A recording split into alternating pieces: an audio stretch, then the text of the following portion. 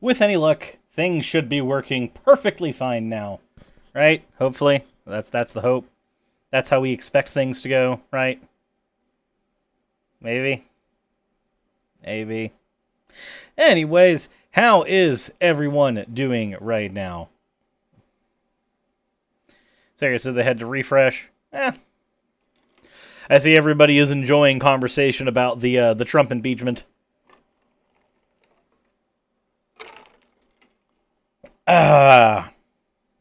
Doing well, Cirrus the Grey. Oi! Ow. Just had to pop my neck. I have not been watching a whole lot where the impeachment is concerned. Mainly because I'm now that Trump doesn't really have any power, I'm not super interested in it. Though I know that there's a lot of people who are. Must be a Wizards, because Wizards arrive precisely when they mean to. Shaman. That's the one we're looking for. So they found that Trump paid groups that helped the protesters get to the Capitol. Oh, that is fun. That's interesting. I'll have to actually, like, sit down and see if there's anything that's worth reading into where all this is concerned. So Trump is just a citizen right now, yes, but he got impeached while he was president. So he's being charged as a president because that's when his impeachment began. You can't just do a crime and then suddenly your status as a person changes and then you're no longer culpable for the crime that you committed beforehand. Not in this this particular case.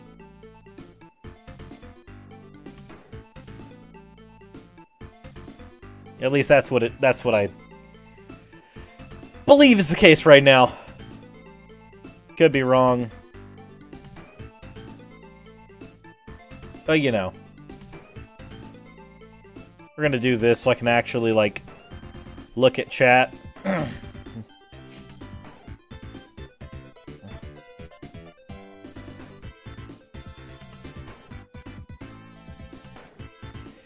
Isn't that what transphobes use to argue against trans? Wait, what do you mean?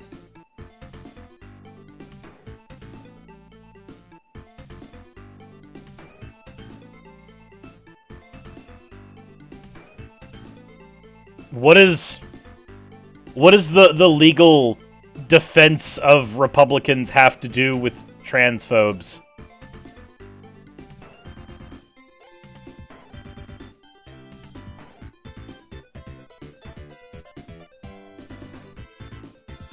Walkerman, are you a fucking idiot? No, seriously. With all the like random takes that you have in chat, are you an absolute fucking moron? To think that Trump supporters and Trump people were Antifa? Do you have brainworms eating your dick? Like, I'm sorry, but what?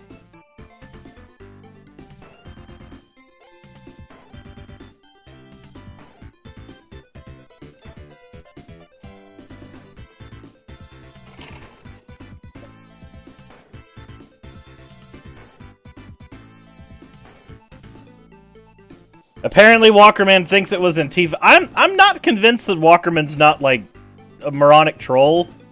Or is this a meme? Like...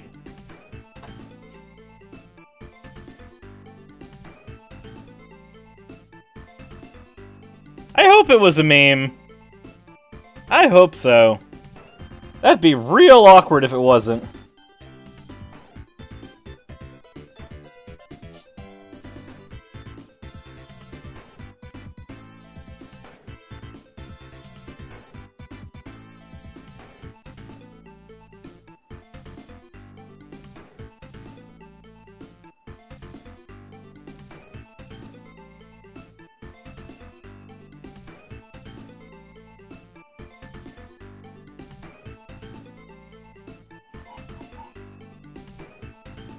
Sassy, go ahead and repeat the question.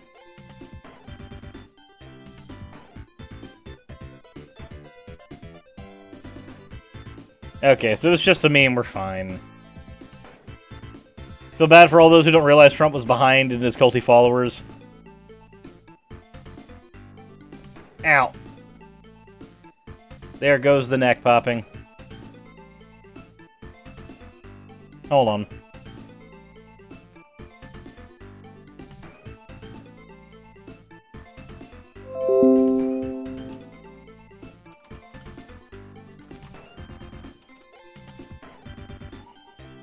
The propaganda behind this in real time is faster than the truth that can be revealed.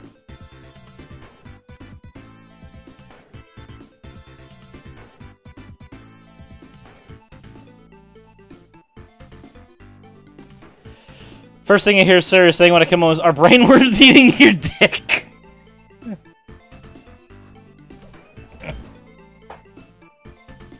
That's a Dishonored tattoo. Antifa. That's a QAnon shaman. Antifa. Yeah, that was a lot of what we were hearing. A lot of that was what we were hearing, and it's just... It's lazy. It's bad. Not lazy as in, like, too lazy for life, who's in the chat and is not a capital C'ger. But lazy as in just laziness.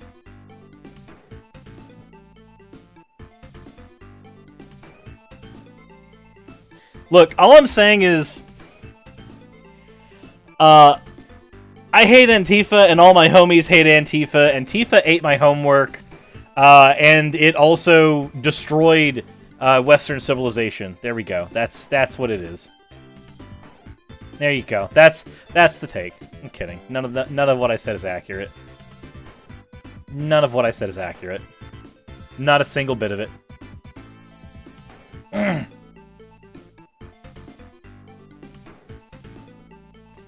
Anywho. You heard Trump Bravos Truth, don't tell me more happened. Anyway, let me scroll up and see if I can't find this question that was asked.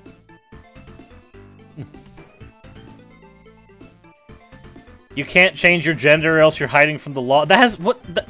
Sassy, that has nothing to do with this. Changing your gender and changing your status from a government official to a citizen is not the same thing.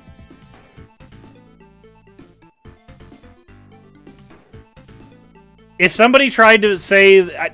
can you give me an example of somebody actually trying to use the defense that a trans person is transitioning so that they can't get tried for a crime?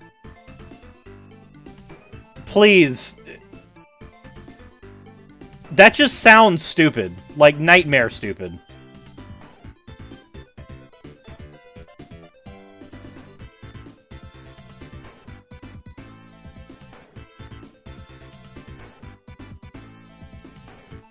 Yeah, like, you're still the same person in both. One is based off of... Like, where Trump is concerned, it's based off of the capacity he operated in as a government official. Being trans does not change the way you operate as far as the government's concerned.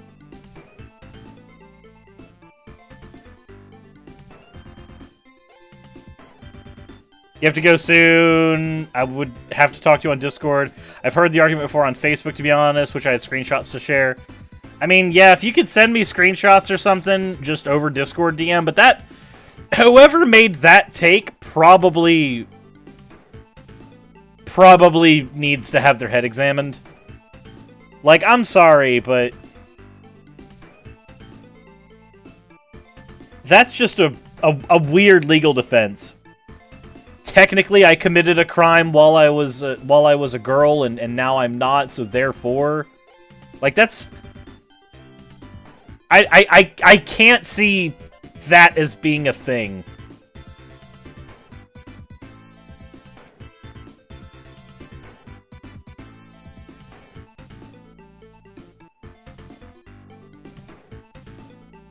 Hey, no problem, Sandra.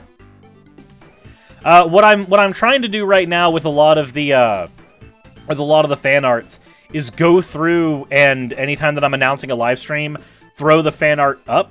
And for the most part, it's older stuff that I have not been able to actually put into videos.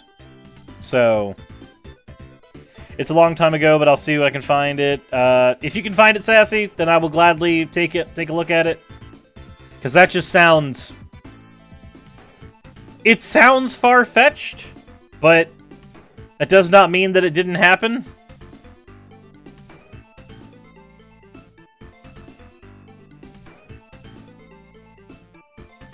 That's more stupid than the Twinkie defense, and the Twinkie defense only worked once, and it was for anti-gay reasons. What's the Twinkie defense? I've never heard the Twinkie defense. I have no idea what that's in relation to. That said, as for the song that's playing right now, it is Lava Reef Zone Act 1 from Sonic 3 and Knuckles.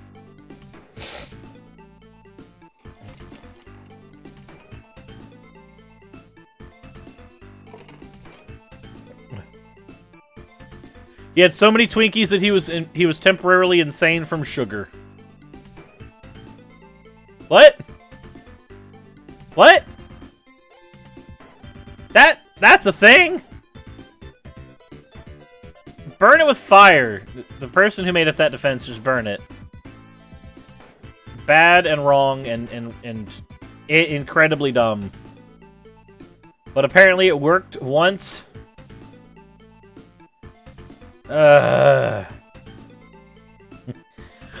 Knuckles, unlike Sonic, he does not chuckle. Oh my god, I feel like I think I need a freaking pill for my head now. Jesus. It's fairly accurate. Search Twinkie defense on Wikipedia. Okay, you know what?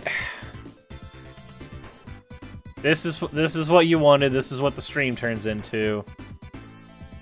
We now have to look up this. Hold on. The Twinkie defense. Oh my god, this is a real thing. Please shoot me.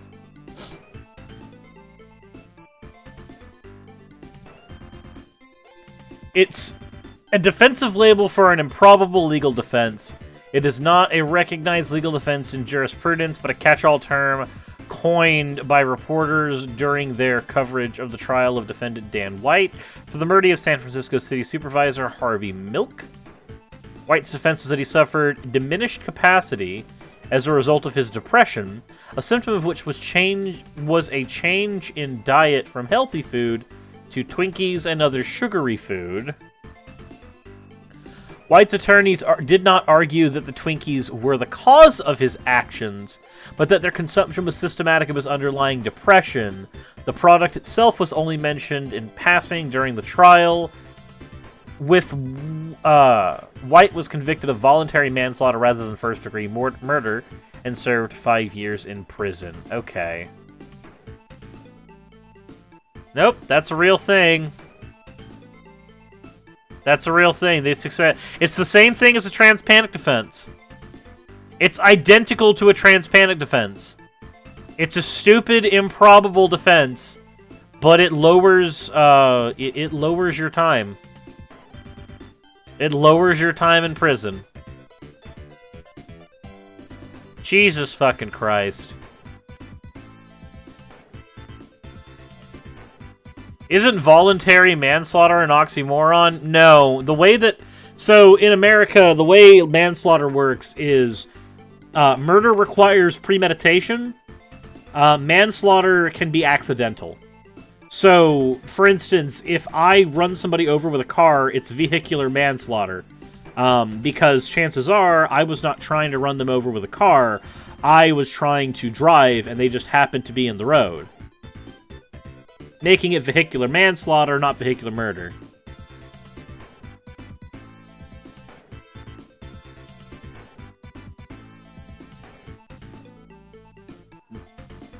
Can you murder anyone who uses the trans-panic defense and call it the trans-panic defense? Just do that in court. Somebody just sits there with, like, a gun, and they're just waiting for the defense to come up, and then they just, like, just snipe the murderer. And then a second trial is held with the exact same jury, and they're just like, it was Transpacific Panic, dude.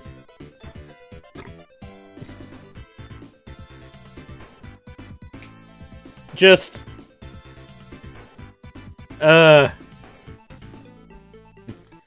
If accident, how voluntary? So, here. Voluntary manslaughter is the killing of a human being in which the offender acted during the heat of passion, under circumstances that would cause a reasonable person to become emotionally or mentally disturbed to the point that they cannot reasonably control their emotions. Involuntary manslaughter is the killing of someone without the intent of doing so. So vehicular manslaughter is involuntary manslaughter, whereas something like transpanic is voluntary manslaughter, where the heat of the moment is used as a legal defense. You were drunk, you were inebriated, you were coerced. All that creates a different state of mind, and that creates voluntary manslaughter. Involuntary is you didn't plan on doing it, you didn't want to do it. The gay version is the Twinkie defense.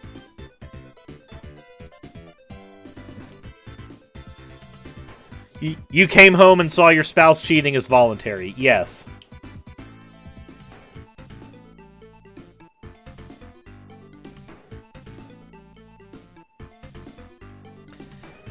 Twilord, no, we cannot prove that Shadow killing a Black Arms alien was premeditated.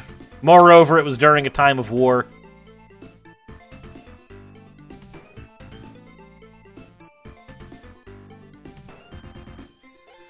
No Twinkie with dog's dick cheese.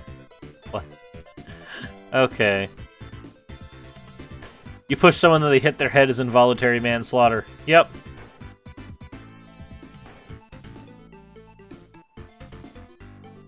Yep. No, that's a nonsensical set of things, but apparently it worked for some people. Also, why do I feel ill? I ate breakfast, but now I just feel awkward. Ugh. Wonder why. I guess we'll find out.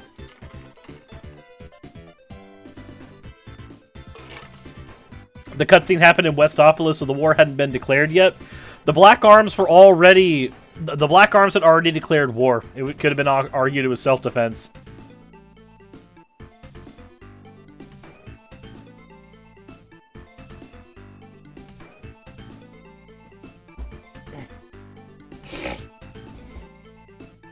Half the gay dudes I know are in the army, so I could probably make it work.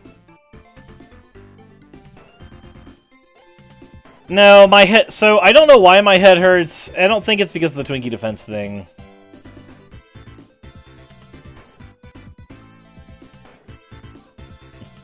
Are we arguing the morality of Shadow the Hedgehog? I mean, maybe fuck if I know.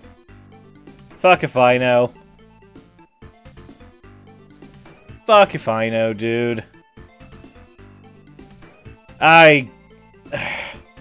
Okay, we covering this propaganda, we covering Dave Ramsey, or we covering Alan Parr first? That squirrel looks Icacus has donated $20. I don't know what to put. Trans rights. Trans rights in chat. Alright. I'm going to run to the restroom and take some headache meds, and then we will start the first topic. But, yeah, no, I definitely need to take something for this. So I will be back in just a second.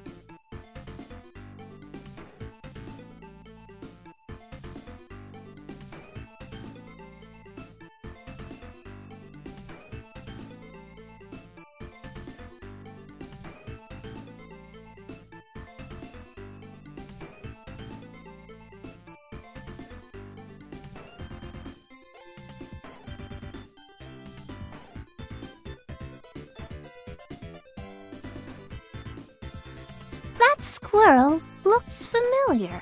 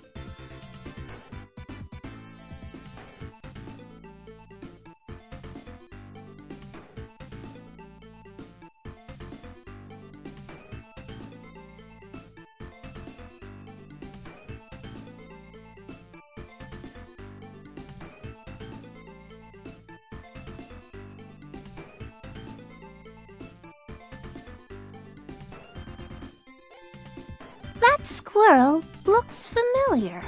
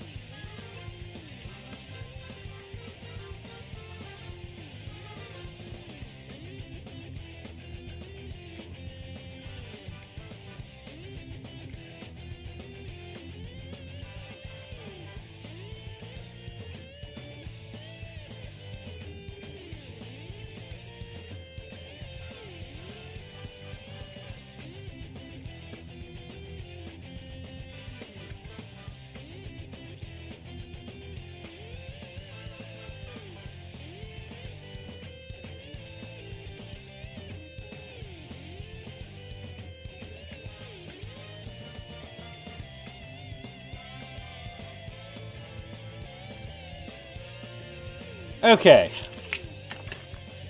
Turns out I had to go to the bathroom really badly as well, and that was one of the reasons I was feeling sick.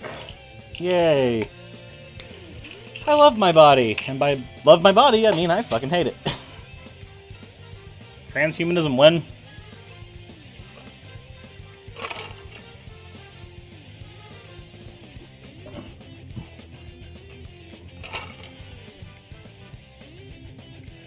Okay. Whew.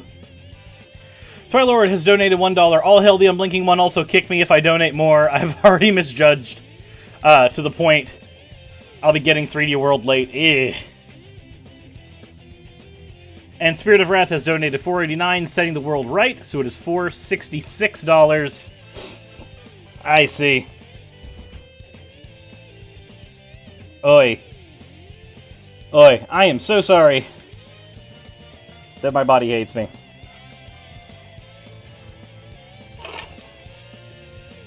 Ugh. You want your robot arms and super speed like you do in Cyberpunk?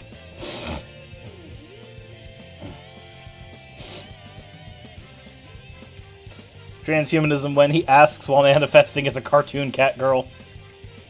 Hey, look. T-Perialist, while you were in the rest stop, I was going to the bathroom, so realistically, we were on the same page.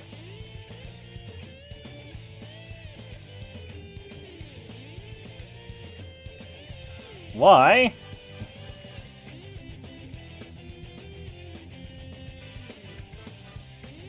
One second.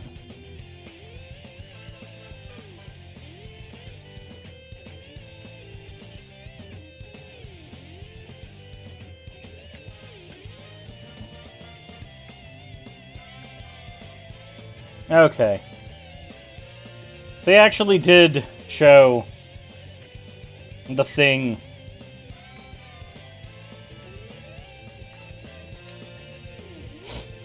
So, according to this, and this was from years ago, a transgender person was accused of changing their sex to hide from the police? What?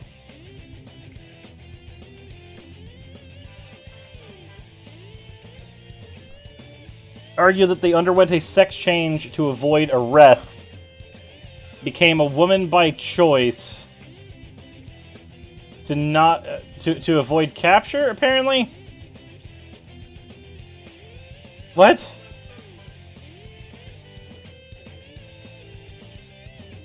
Okay. This is a dumb take.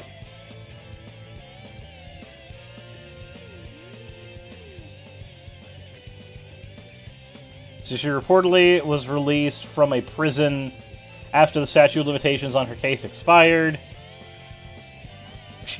She'd been incarcerated in 2011 for involvement with the criminal gang Los Tarpos. Then was facing a sentence of 60 years for robbery, extortion, and kidnapping, and torture, among other crimes. Backed by a statement from her mother, who vouched for her version of the history of her sexual identity, she denied criminal charges, claiming she had been caught up in the sex trade in Bogota and was strongly associated with the criminal gang supposedly known for kidnapping and torturing people with electrical charges. They are charging me with the things that are impossible to believe. They're crimes that I have never committed, she said in a jailhouse interview. Jesus. Can you imagine somebody just trying to say that you were trans out of convenience? For shit like this? Like, yeah, that's a fucked up plot line for a movie. Easily. Like, what the hell? Okay. That's just messed up. How soon can we just brain in a jar or box better have a completely artificial body like Major Kusanagi from Ghost in the Shell? Or like practically everyone from Xenoblade X?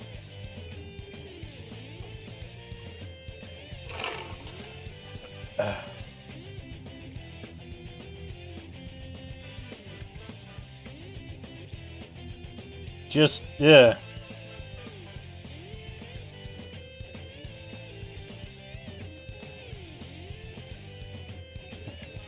Don't give J.K. Rowling more book ideas. Oh, fuck. Jesus. Okay, well, that madness out of the way. But see, in this case, the defense... So, Sassy sent this one, but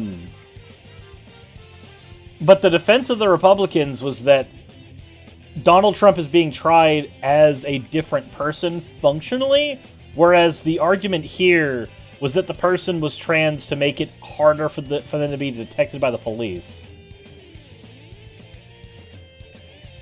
Like, those are very different things.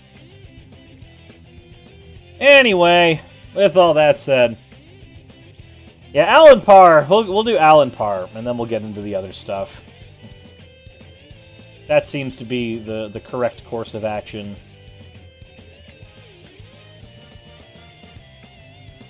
Not Metallic Madness, no. Not Meteor Herd. This'll work. Alan Parr is someone I've covered on the channel a few times. Most of the time because he makes a decent bit of homophobic content while trying to not be, quote, hateful. He's the type of Christian who will not outright say that a gay person deserves to be stoned to death, but he will say that they deserve to burn in hell, just not in so many words. It's more the end result of what he ends up believing. And to him, this is a just thing. This is a good thing. This is fine. Well, he's also the type of person that says that if you are a homosexual and that is something that you cannot control, you should at least not live a, quote, homosexual lifestyle. First of all, whatever the hell a homosexual lifestyle even means.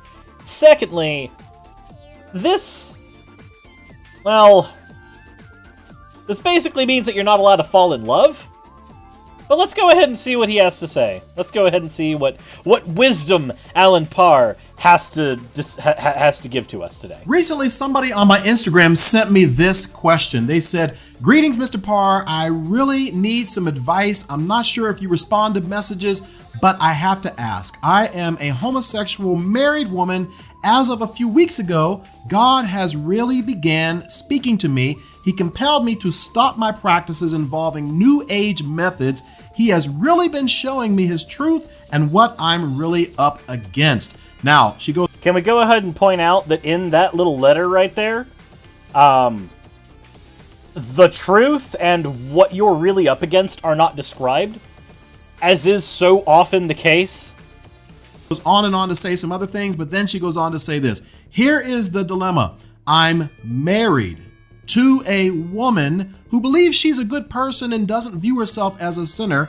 I've expressed to my wife, what I want as far as walking according to God's word and will for me, and how that means we cannot continue down this path. However, she's also saying that she now understands we need to be divorced, and she wants to further her walk too, but she doesn't want me out of her life. And essentially, I want her to experience her promise. I also don't wish to sacrifice mine." So this brings up a very good question. And in order to answer this question, what I want to do is I want to break this down into 3 different scenarios. Okay, before you do that, can I point out that this is literally the end result of Christian propaganda pushing people apart from one another?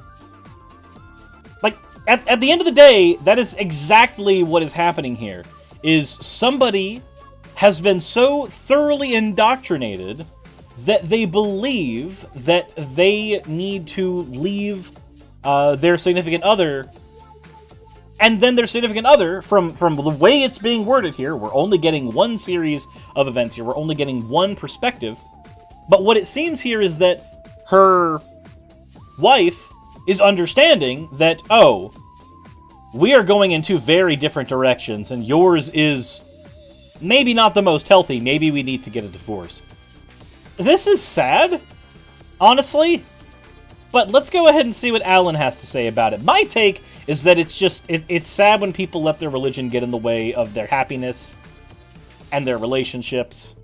But let's see what Alan has for us. Scenario number 1 is that you and your same-sex partner got married, so you're in a gay marriage, but one of you, or both of you, as is this situation, starts to feel conviction because you have a relationship with Christ, and so therefore you know this isn't what you should have done, or you get saved while you're in this gay marriage, and God begins to show you that you need to get out. The question is, Can we just take a minute to think about how disgusting that is as a concept? You being yourself, naturally being yourself, harming nobody, merely offends God, and that is terrible, according to them. Just being you, more importantly, the way God made you, is offensive to him, so you've got to stop. That's gross. if I know that God hates divorce, according to Malachi 2:16, should I actually get a divorce from my same-sex spouse? The second scenario that I want to look at is you and your opposite sex partner got married, so you're in a heterosexual marriage, but then at some point in the marriage, your partner starts to have feelings or experience same-sex attraction, and now you're wondering whether or not you are able to get out of that marriage and get a divorce, because if they're attracted to somebody of the same sex, then that means they'll never be able to be attracted to me, and therefore... What? Alan! Alan, are you stupid? Alan! Do bi people not exist to you? Do pan people not exist to you? Polysexual people just not exist to you? For that fucking matter, polyamorous people not exist for you. What? How is it? What? No, why? Alan, please, no! Why would you even... Okay. Look. As someone, okay, who's dating someone else who is attracted to more than a single gender, the mere fact that they can be attracted to a woman or an NB does not suddenly mean that they cannot be attracted to me too. I'm gonna ram my head into a wall. I'm going to physically harm myself, and it will be less painful than what I had to hear from Alan. Where does that leave me in the process? In pain! That's where it leaves me, in pain! And then the third scenario is you and your opposite sex partner are in a heterosexual marriage, and then one of them actually acts out on their same-sex attraction and has an affair. What are my options there? So in that scenario, your partner's cheated on you. And whatever advice would functionally exist for a partner cheating on you needs to be applied here. Now, hold on, though, because the way you've worded this does not imply an affair specifically. Alan, in scenario 3, you said that you and your opposite sex heterosexual partner get married, and then your partner is now acting out on their same-sex attraction. So wait a minute. What happens if I am with Raz in this scenario, and Raz tells me that she is attracted to someone else, and me, being poly, go, oh, cool, that's neat. Are you guys going to go on a date, or have you told them, or what have you? That's functionally where that conversation starts for me, right? It literally just goes, oh, okay, well, cool. Do you want money for snacks? Like, what? This scenario here ignores the existence of poly people, because there's nothing in that wording that implies that there's an affair.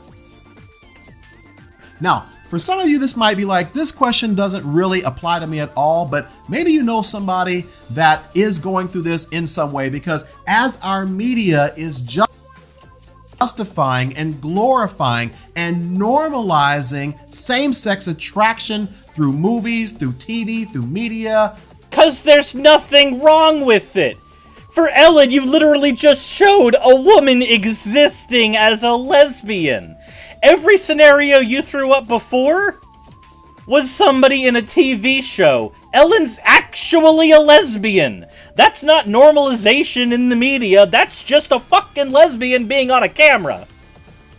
The end result of that may normalize things, but that's not the same thing as having fictional characters. It's becoming more and more popular for people to just simply be curious and want to actually experiment on their feelings towards somebody of the same sex. Well, yeah, think about it though. What is the harm in that? Imagine you're 50 years old. You've told yourself that you're heterosexual your entire life. And then at 50 years old, you finally come to terms with the fact that maybe, just maybe, you are comfortable with sex with other people. You are comfortable with sex with people of the same gender as you, or even people who are non-binary. And through that, you realize that when you're 50, there's only so many sexual encounters you're going to be able to have from that point forward. And at that point, you may even tell yourself that it's not worth it to even try. You literally are going to never experience this other side of yourself. Whereas if you experiment earlier, if you understand earlier who you are, how you function, you can go into a relationship being able to be honest about that side of yourself. If you go into a relationship as a heterosexual cis person who is completely mono, right? And then throughout the course of your relationship, you develop same-sex attraction with somebody else. You start to develop romantic feelings for somebody else, but your romantic feelings for your partner don't diminish, and the idea of your partner being with somebody else doesn't harm you. You actually start to develop mini bursts of compersion.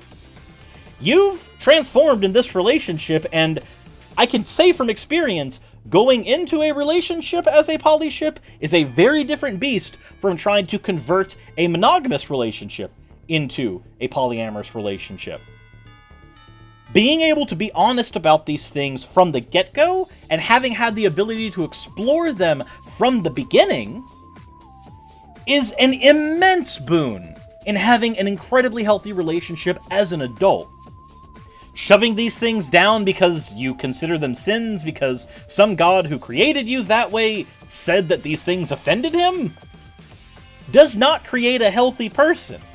And it means that you end up either not knowing who you are when you go into one of these relationships, or you end up having to live a lie in one of these relationships.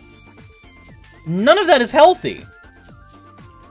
So that was a long intro, and that's what we're going to talk about today on The Beat.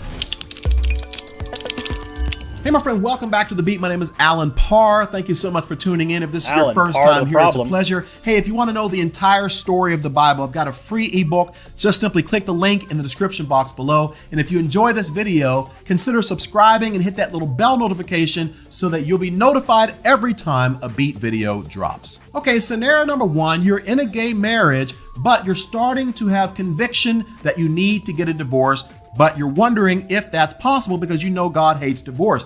It's possible. Like, seriously, you've already...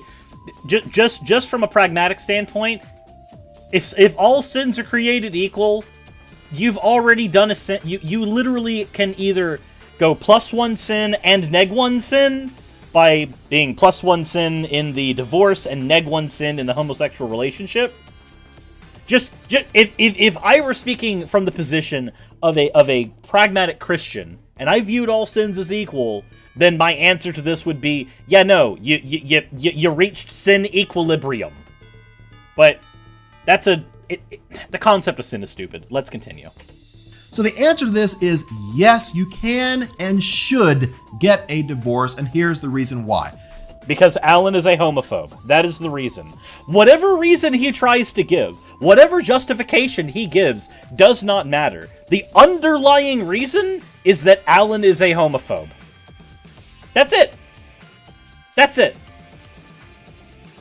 God, who instituted marriage at creation, instituted it as a union between one man and one woman. When did he institute marriage? Because I've heard other Christians try to say that it was in the Garden of Eden. I don't remember that. And so therefore, anything outside of one man marrying one woman is not considered a legitimate marriage in the eyes of God. Oh, okay, so his position here is not going to be that, well, it is a sin to divorce, but it was already a sin for you to be in a gay relationship, so, have at it. No. His position is that the divorce is not really a divorce, so it's not really a sin, because the marriage wasn't really a marriage. Why? Why are Alan Parr? Why are Alan Parr? That is the question for today. I am so tempted to just make that the thumbnail. Why are Alan Parr? Why are this man? It might be a legal marriage in the eyes of our country and our government. I like how he puts quotations on legal. Bruh, let's talk about slavery for a minute. Just a hot fucking minute. You could put legal in quotation marks, but slavery's, quote, illegal in America, but perfectly fine by the Bible standards. But it is not a legitimate marriage in God's sight. God never ordained that particular marriage, and so therefore, in God's sight, you are not married to your same-sex partner, and therefore... not committing a sin.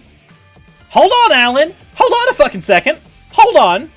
If the marriage is not legitimate in God's eyes, if you're not technically in a gay marriage, then are you technically sinning? If the marriage isn't real, how is the sin real? You should go through the legal process of legitimizing the severance of this relationship so that you can experience healing and restoration and move forward in the things of God. So yes, God does hate divorce, but only within the context of how he instituted marriage, which is between one man and one woman. Well, if the legal marriage isn't something that God cares about, if that's not a real marriage, then why should they have to take any of your advice anyway? Like, it's not a legitimate marriage, so it's no longer in God's jurisdiction. Render unto Caesar, fuck shit. Once again, anything outside of that is not considered a marriage to begin with. Okay, scenario number 2, you are married to your opposite sex partner. You guys are happy, you're in love, you get married, and then at some point you discover, or your spouse confesses to you, that they're starting to have attractions for somebody of the same sex, or maybe you catch them a text message or email, or something happens and you start to realize that they're having attraction for somebody of the same sex. What do you do in that situation? Can I go ahead, bud? Okay, here's what you do in that situation, plain and simple. Ask them if they want to pursue those attractions. Ask them if they would like to pursue that. And then figure out if there's a healthy way that you and your partner can pursue it, because if not, then you determine what's going on with your relationship. In some scenarios, that question ends up in, hey, if you want to pursue this, that's fine, but I can't handle you being with another person, so maybe this is where we go our separate ways. And then you sever there on that point. Yeah, it's going to hurt, but if your existence in that relationship is functionally holding somebody back from being happy, then that might be a pain that you have to deal with. Alternatively, if you find out that you are okay with them being with somebody else, they just want to experiment sexually, you can try something like swinging, as an example, where you actually have one-night stands with other couples, and all of you are together in a controlled environment, and everybody is consenting to anything that they do. That is an option you have to explore that, where you can explore your sexuality in a safe way without breaking off your relationship. Another option you have is potentially going around the route of polyamory. Hey, you want to explore these things? That's perfectly fine. can we both explore these, and can we put healthy boundaries for ourselves so that we can actually do this? There are a lot of healthy ways you can handle this. And they don't all end in whatever advice he's gonna give. But let's go ahead and see what advice he will give. Well, unfortunately, as painful as that is, and I wouldn't wish this, my friend, on anyone at all, because this can be unbelievably painful to come to this realization.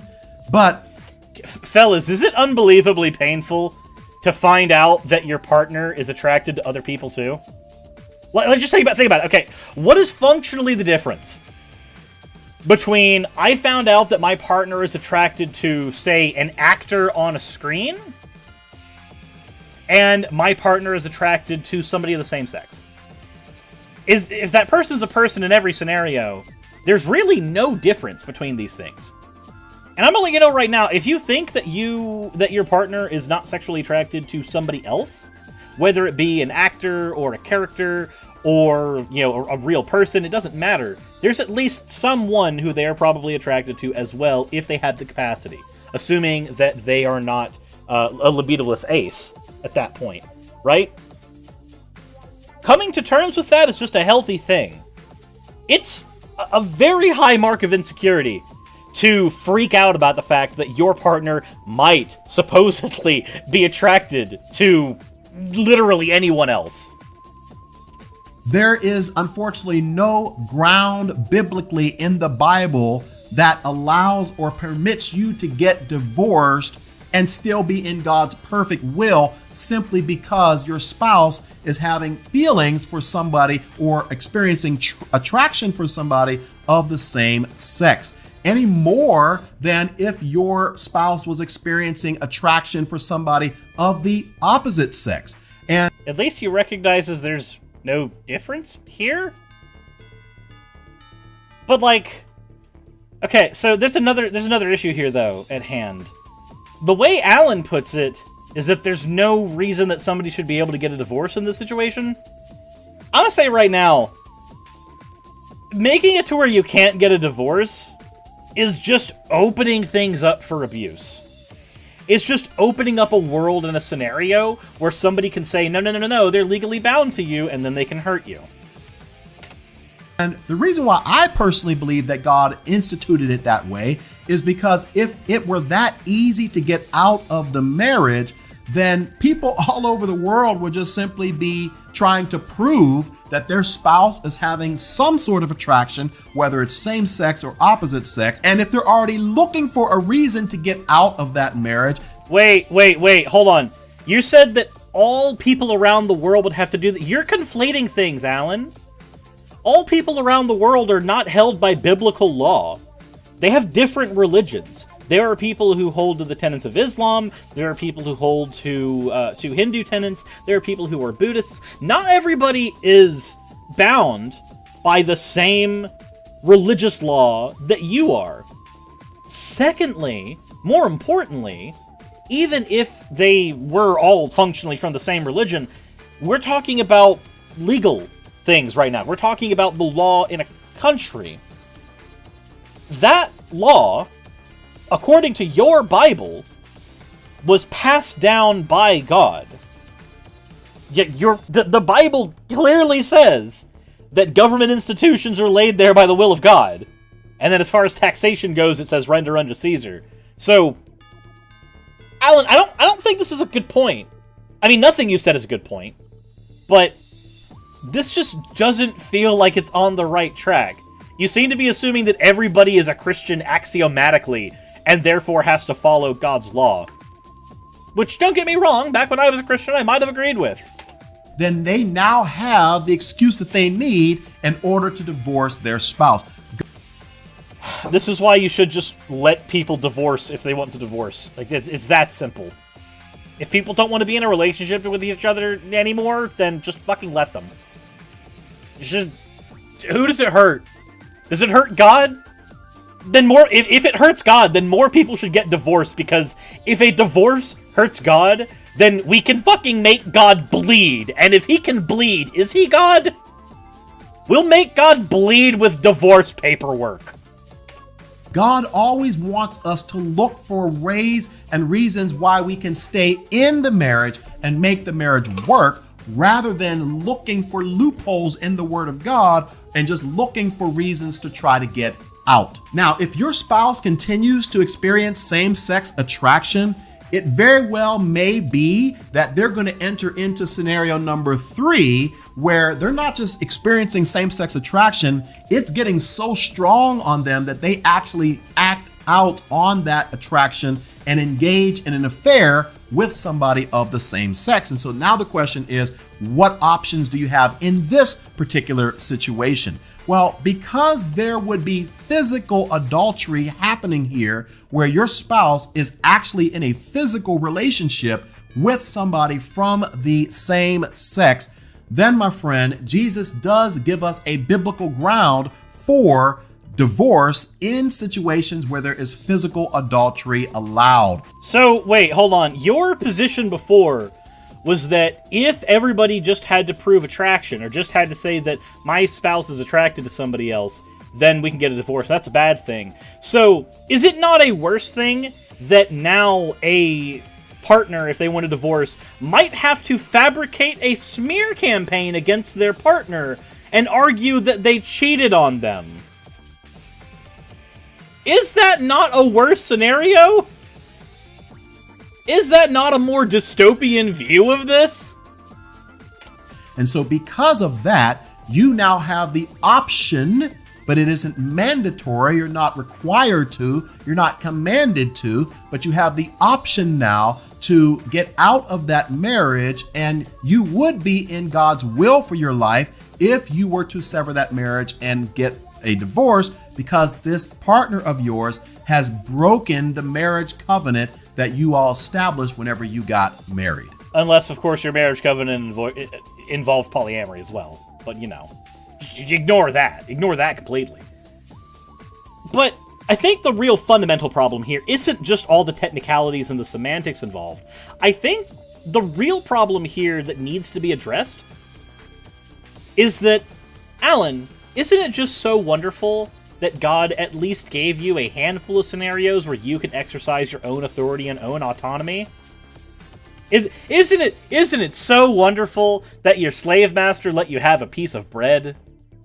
That's what it sounds like to me. You get to argue that it's a good thing that your God gave you some options, even though the options suck, but at least he gave them to you. Isn't that so great? Isn't that wonderful, Alan? Isn't that just 10 out of 10? No, it's not. Your God's a slave master and abusive asshole. Stop it.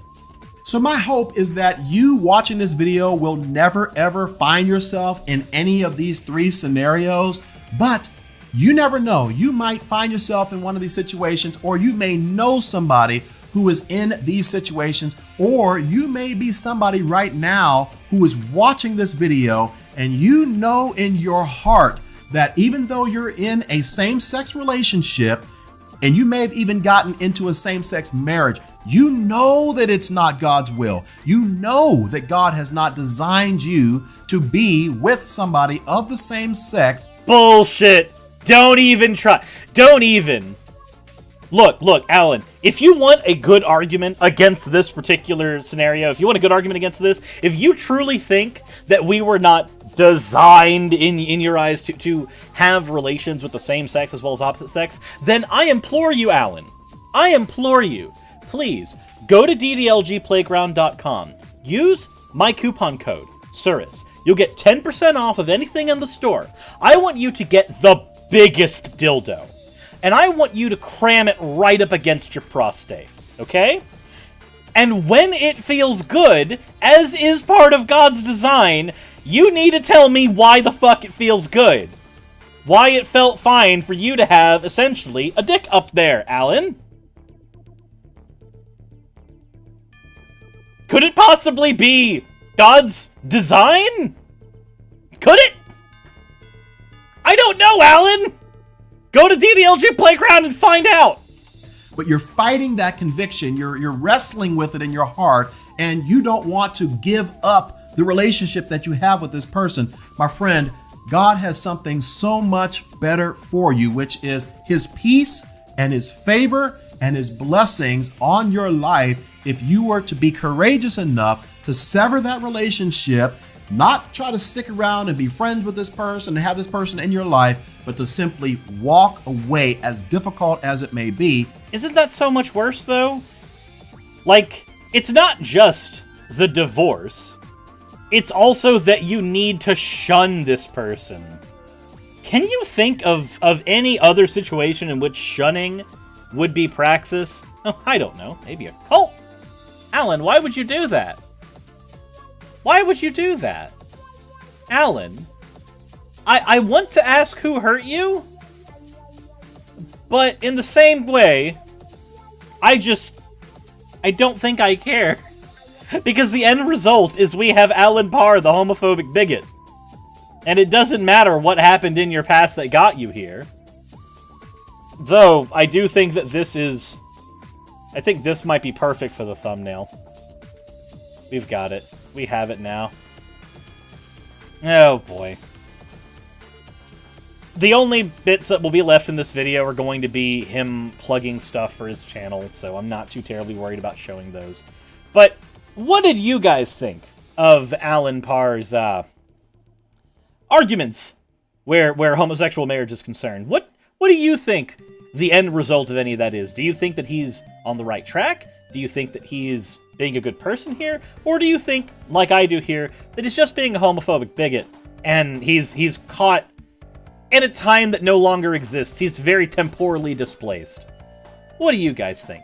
And with all that said, if you enjoyed the video, please leave a like, please subscribe if you haven't already, check out the description below to see if there's any way in which you'd like to support the channel, and as always everyone, insert end of video tagline here.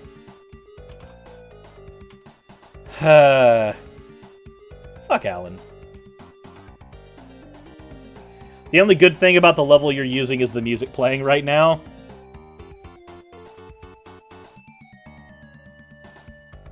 I mean, Oil Ocean isn't bad if you're playing as Knuckles. Familiar. Army Fist donated $34. I feel like I missed a lot of your streams this week. Always fun being here for the chat, and of course, all hail the unblinking one. Thank you very much for the $34, putting us up to the 500 goal, which means the next thing we have to talk about. What are we doing? Ah, hold on. I need to turn on the fan. Things are getting warm in the office. We need to figure out what blaster we are going to be designing and how we are going to be designing it in the next week. So, as we wind down from that segment and prepare for the next segment, we need to talk that stuff. Renita says, sorry, it sounded like a particularly frustrating Sonic Hero stage. No. It's Oil Ocean from Sonic 2.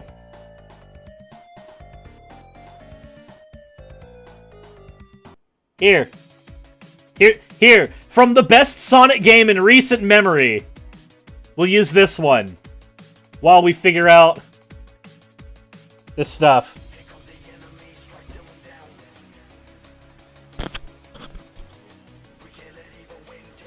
Rapidash Blaster. I think instead we would do like a Flareon Blaster. I want to maybe like finish out the evolution since we started on Sylveon. Just a matter of figuring out what kind of blaster a Flareon would be. If you want to go with that type of design.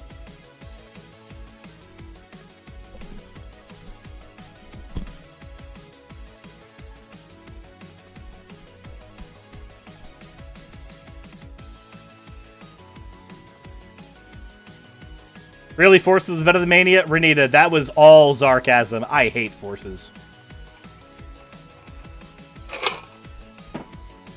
I'd be fine making an Eevee one, but the Eevee one would have to be a jolt. The Eevee Blaster would have to be a tiny jolt.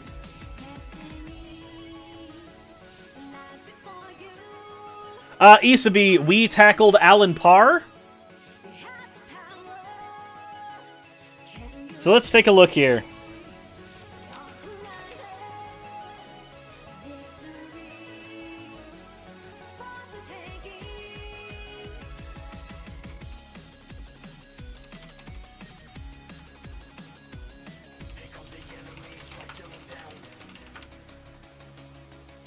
I haven't done Jolteon yet, no.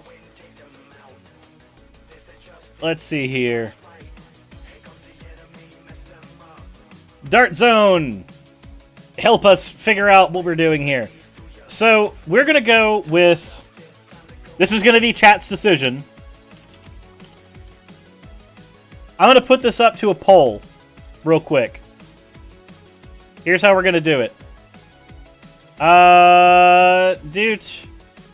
Here. I need to make a poll real quick. And I want you guys to participate in the poll.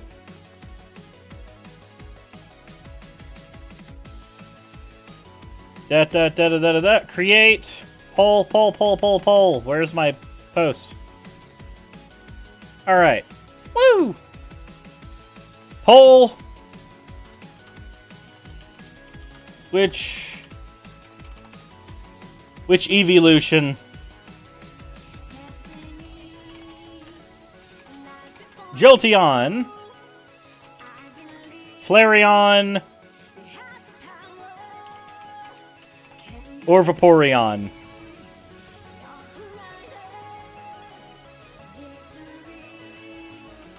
There you go. Go to the community tab real quick. Velas, you're not getting that commission free that easy. No.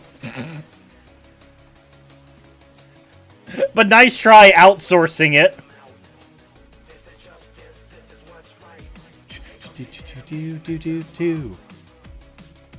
We're going to give this about 15 minutes. You guys have already started voting, and it looks like Vaporeon is already in the lead. Okay. So, let's see what blaster we would use for each one.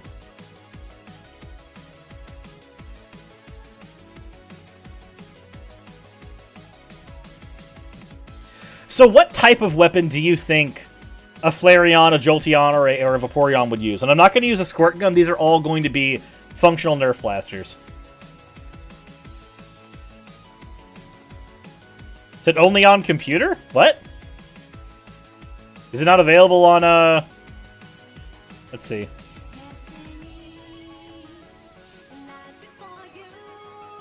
$51 votes in, and Vaporeon is still winning. Adventure Force blasters are the ones I use, but what you want to do is you want to make sure that it's one of the Adventure Force blasters that Dart Zone makes or that Zuru makes. You don't want to get the Buzzbee ones.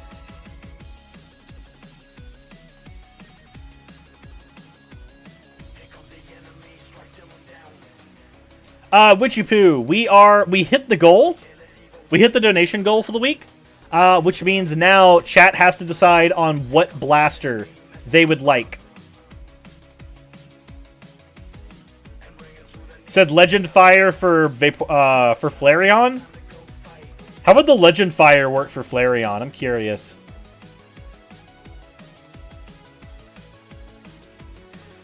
So if I can't modify a Squirt Gun into a Dart Gun because the internals for a Squirt Gun have things like bladder packs and stuff, which take up a lot of space in the plastic. The trigger mechanisms and everything else are designed differently. I would basically have to carve out all the plastic in a Squirt Gun and then shove dart internals into them.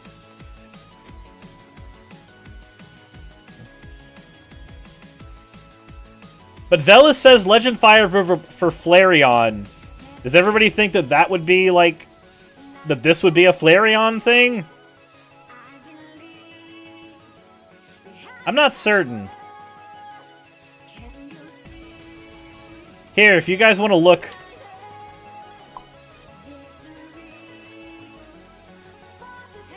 In here. Vaporeon would send something that would have a deluge of darts? Oh. Then I know exactly what that would need to be.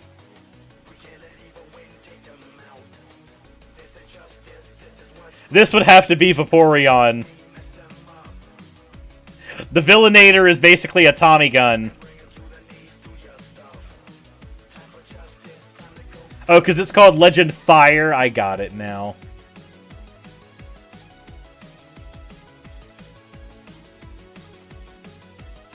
How do you know which ones are made by Dart Zone? So, okay, if you go to Dart Zone's website, it actually tells you which blasters they make. So, if you go like Control F Adventure Force, or just type Adventure, you can see which ones are made as Adventure Force blasters. So, like, here, I can click on Adventure Force, and this is all the Adventure Force branded stuff that Dart Zone makes. But realistically, there's an easier way. There's another super easy way. Here. I'll actually show you the easiest way, G-Wing. Here, give me a sec. Let's turn that on. Okay, so here is the easiest way to tell which is which. If it is a Buzzbee blaster, and I don't actually have Buzzbee darts on me right now, not that I know of, but the darts will look something like this, with this cone shape. It'll just be green, green and blue, not orange and blue. That's a Buzzbee blaster. Those are not great. You don't want those.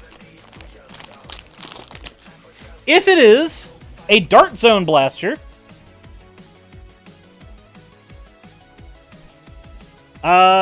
they will look instead like this. Once I can find one of my blasters that has Dart Zone shit in it. One sec.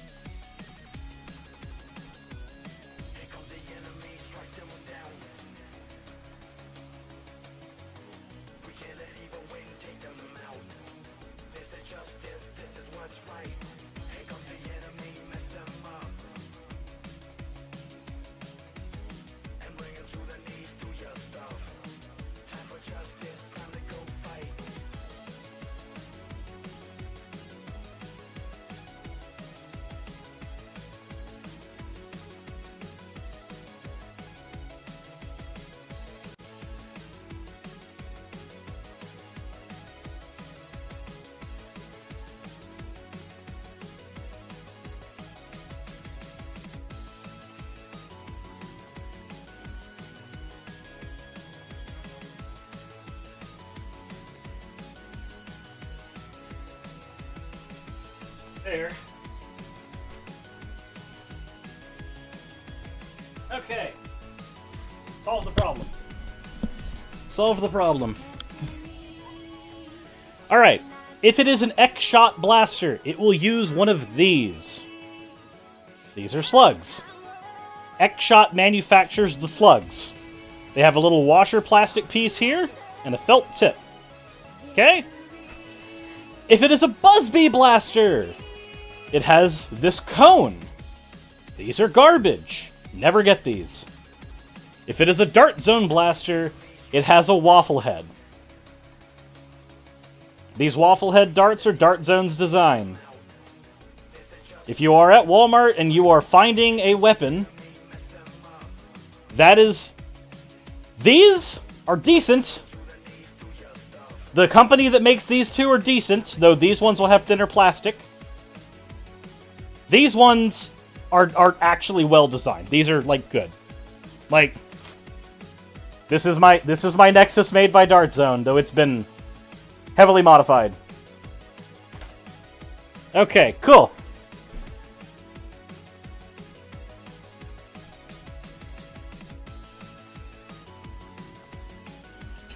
What about the whistle tip stuff? The whistle tip stuff is the that's Nerf's Mega Shots.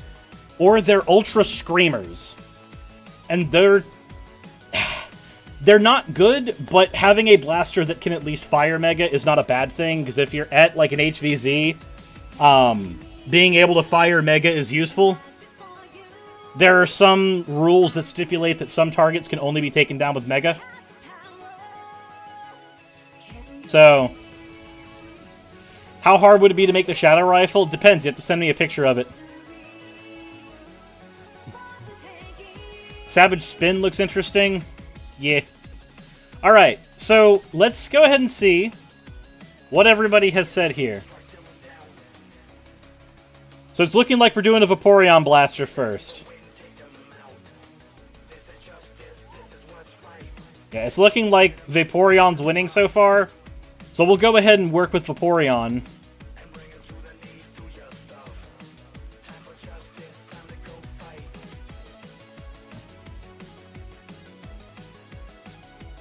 See you, lazy.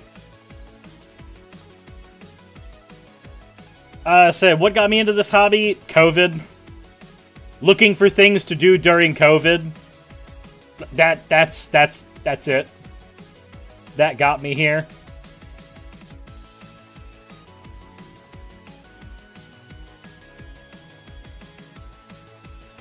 You meant for the stream of darts someone above mentioned wanting... Wait, hold on. What is... I'm confused. One sec.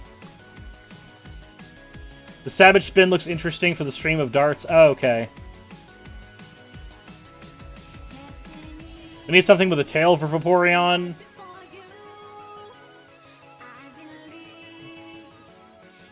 So, well, G-Wing, while there's nobody to Nerf War with... Remember, while there's nobody to Nerf War with, the thing that I have gotten into where the hobby's concerned is this. Taking a weapon, plopping it on a table, taking a screwdriver, and taking it apart. And learning the internals, and modifying it, and treating it like a model. Like, once this gets up, there is an endless amount of fun and learning where engineering is concerned in taking apart a top of this and seeing a spring design, a plunger tube design, a good magwell in the bottom. Like, learning any of this stuff, it is fun.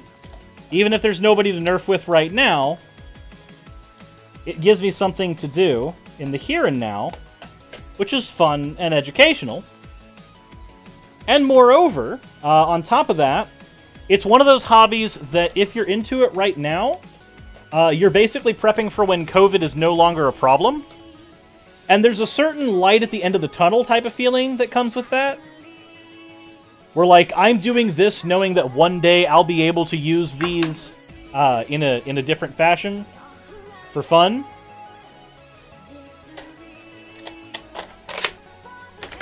So,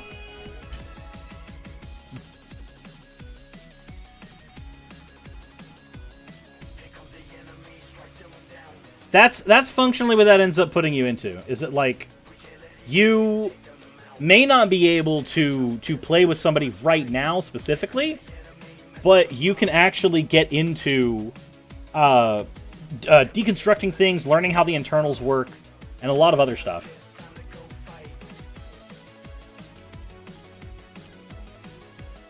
Yeah, I was able to get everything back together. It's all good.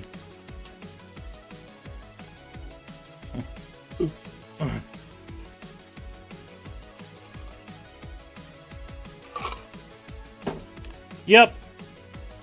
Logan Paul did make being a Pokemon card game fan very difficult this year. As somebody who does play the Pokemon card game. Alright, that said, let's see. This is what I'm thinking for the Vaporeon Blaster, personally. Since something like this would be able to do, like, the deluge that people are saying.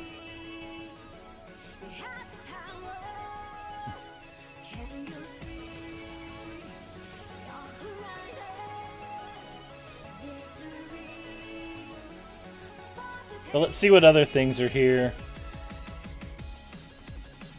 So there's the Savage Spin, which I don't know if we can actually even get anymore.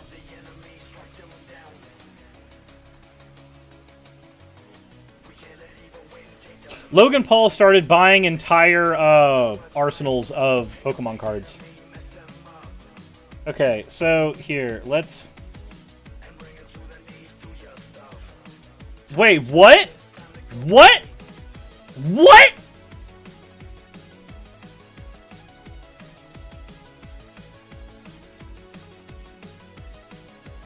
What?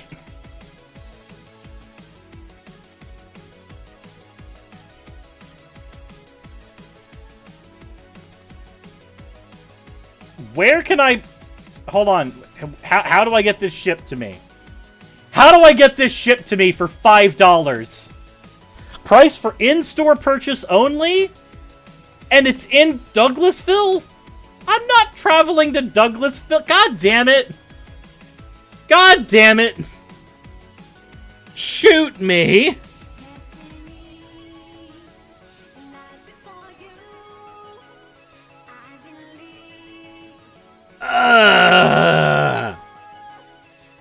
I can't buy it now. I didn't even know if I wanted it, but for $5 it wouldn't fucking matter. That's a handful of McDoubles.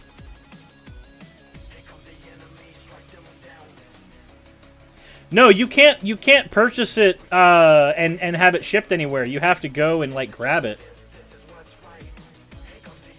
If anybody in chat is near fucking Douglasville. Jesus. Well, that's unfortunate. That's depressing.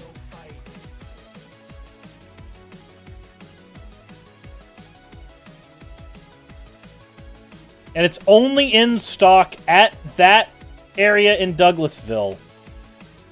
Jesus. Why? Douglasville's a city in Georgia.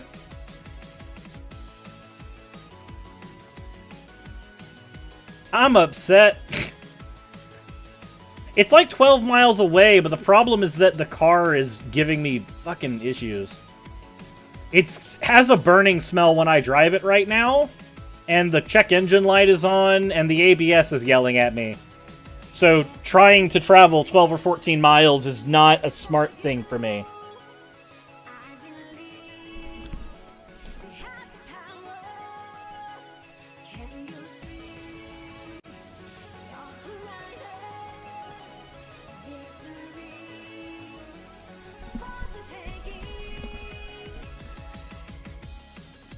So,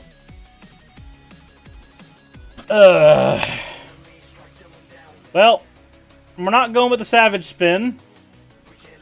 These apparently will not exist soon. It burns when I PvP. Actually, you know what? I could do a Spectrum.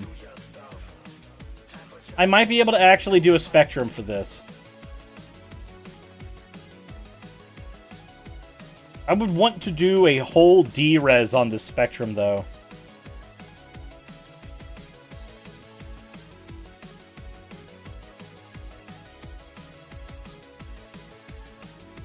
Sounds like I need an oil change. Yeah, that's probably a good idea.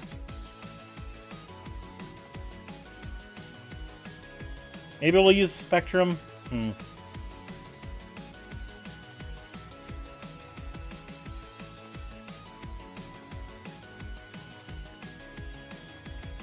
How much is the Spectrum running right now? 25? That's not bad. That's not horrible. I'd have to D-Res the whole thing. I'd have to D-Res it, but...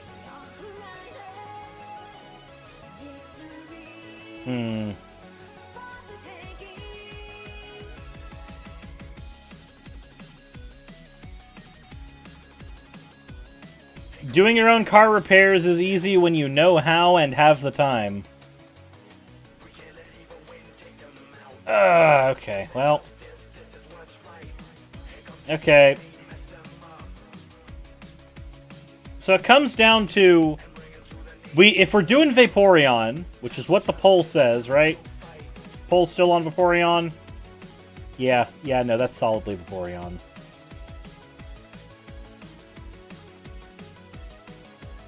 I have no idea, and I'm not in the know about a lot of the stuff. It would help if you gave us a definition. A definition for Pokemon? What? What? Okay. Okay. So...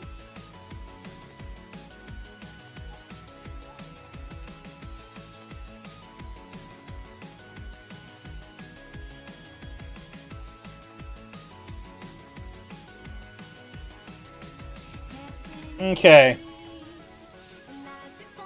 So,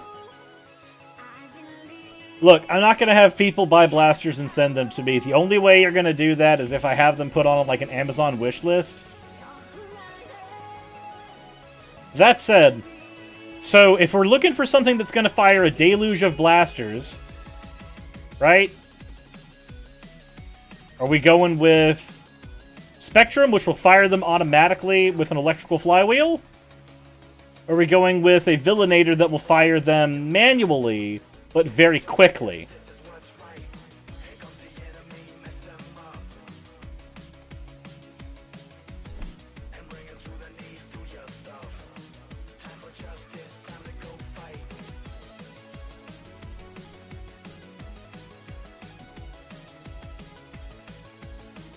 And I will be picking up a filter mask, don't worry.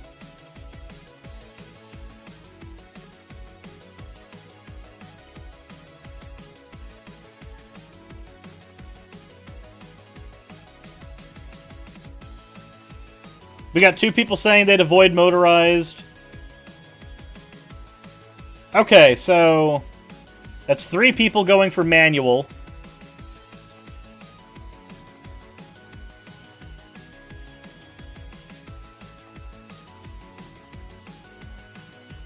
It's a Vaporeon, no electronics. Okay, so the Jolteon one has to be an electric blaster. Got it. Okay, it says delivery not available. Free pickup.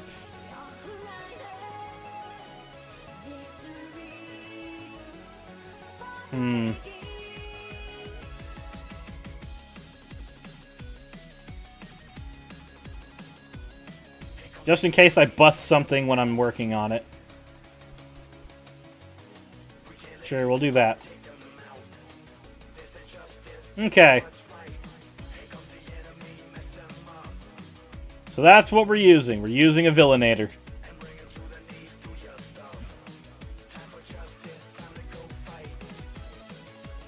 I mean, there are several automatic Nerf guns.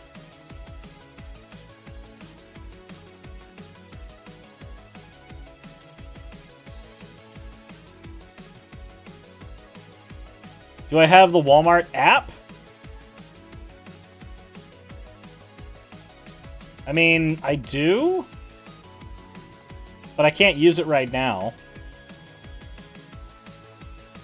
because my phone is charging in another room.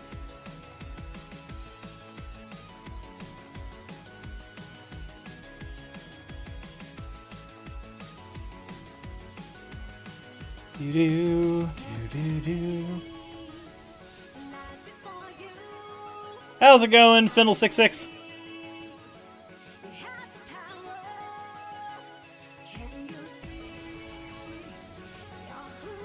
Alright. We are placing that order.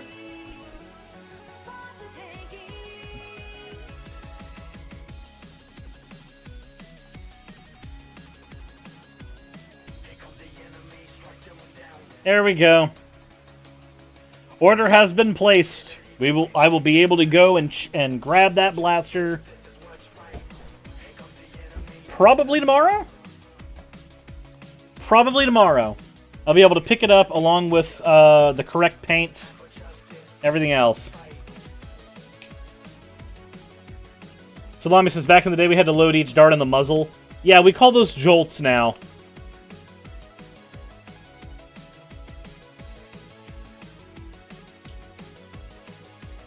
Asmodee says it wasn't nerfed. One of my favorite blasters with hand crank Gatling gun.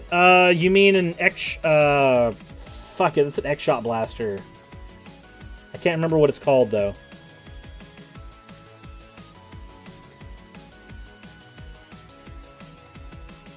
Okay. Let's see.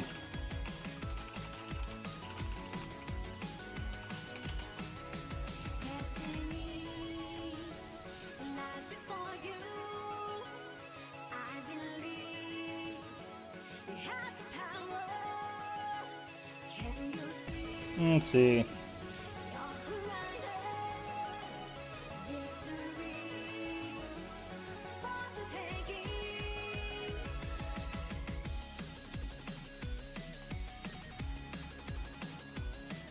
Yep, next topic is coming up here in a second. I'm just looking up something real quick.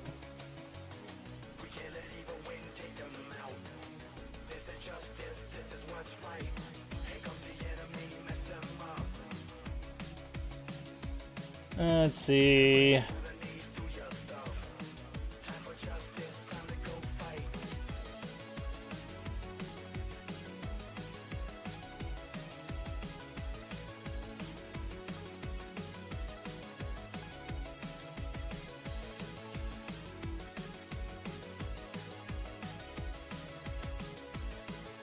All right, just double checking on something.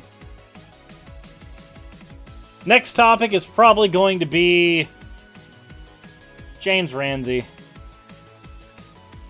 Dave Ramsey, rather.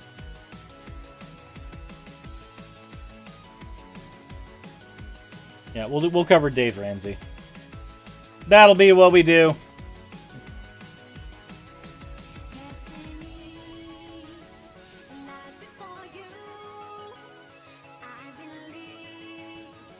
Hey, that's funny. Me and Vosh both used close to the same... the same thing. That's funny. That's funny.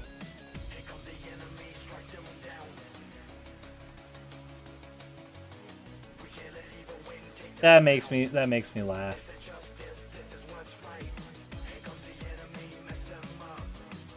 All right.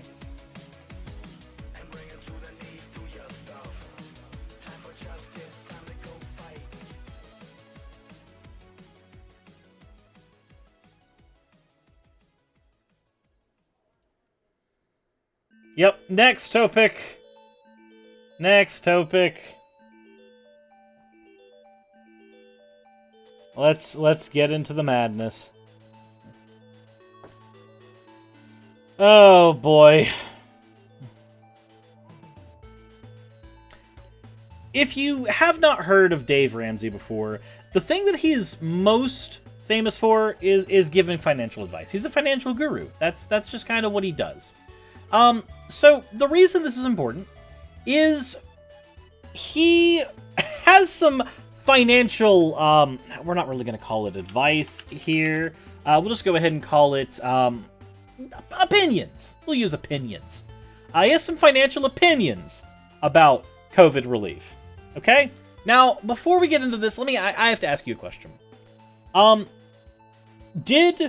the stimulus checks came, the first ones, did they change your life? Were they life-changing? Being able to get $1,200 and use it to cover your bills, to sustain yourself, or even to engage in a hobby you might not have been able to before. Whether it helped you on a baseline, on the lower levels of Maslow's hierarchy of needs, or it helped you on the higher parts, your self-actualization, your ability to engage in better mental health. Regardless of which rung it helped you out on, was it a very functionally life-changing thing to be able to get a little bit of money? Because I know for me, it came at a perfect time. It was right around the time my channel was stolen. If it was not for that check, I probably wouldn't have been able to handle that month and a half where I was going without work. Because circumstantially, my job was taken away from me without me being able to do anything. Well, Dave Ramsey has some words for us. He has some words for people like me. So let's hear them.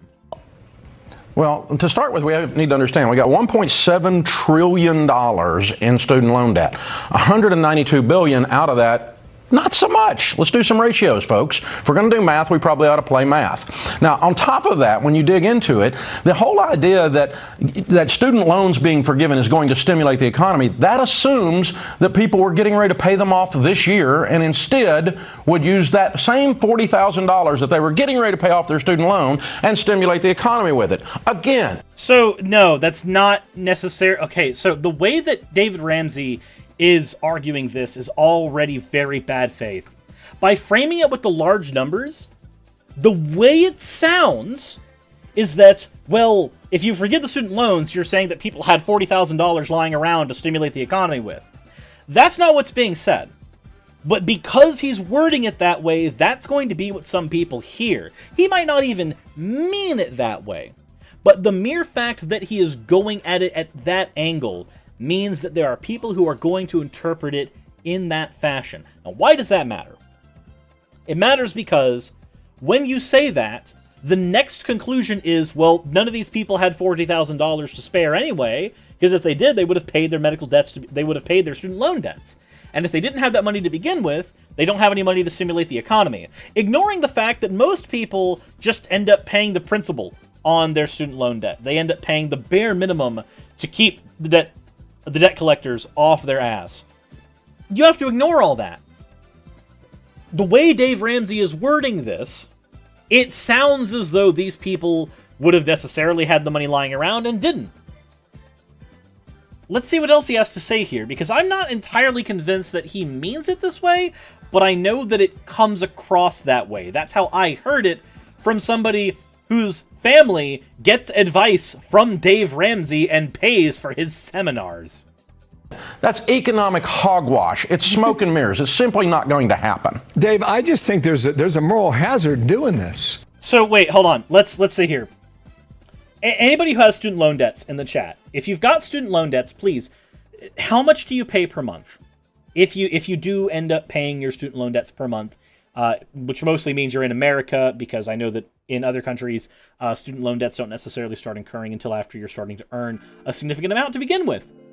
But I want to get just a handful of numbers. Just any numbers at all. Any numbers at all. Because...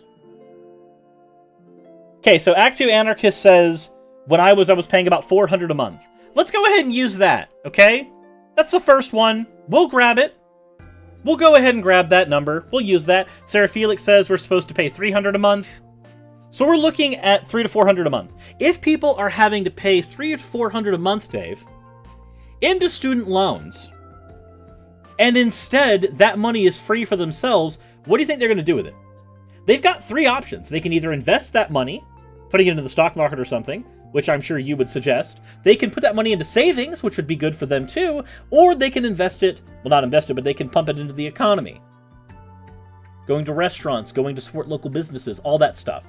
That's not smoke and mirrors and hogwash. That's just the reality of having extra money available to yourself.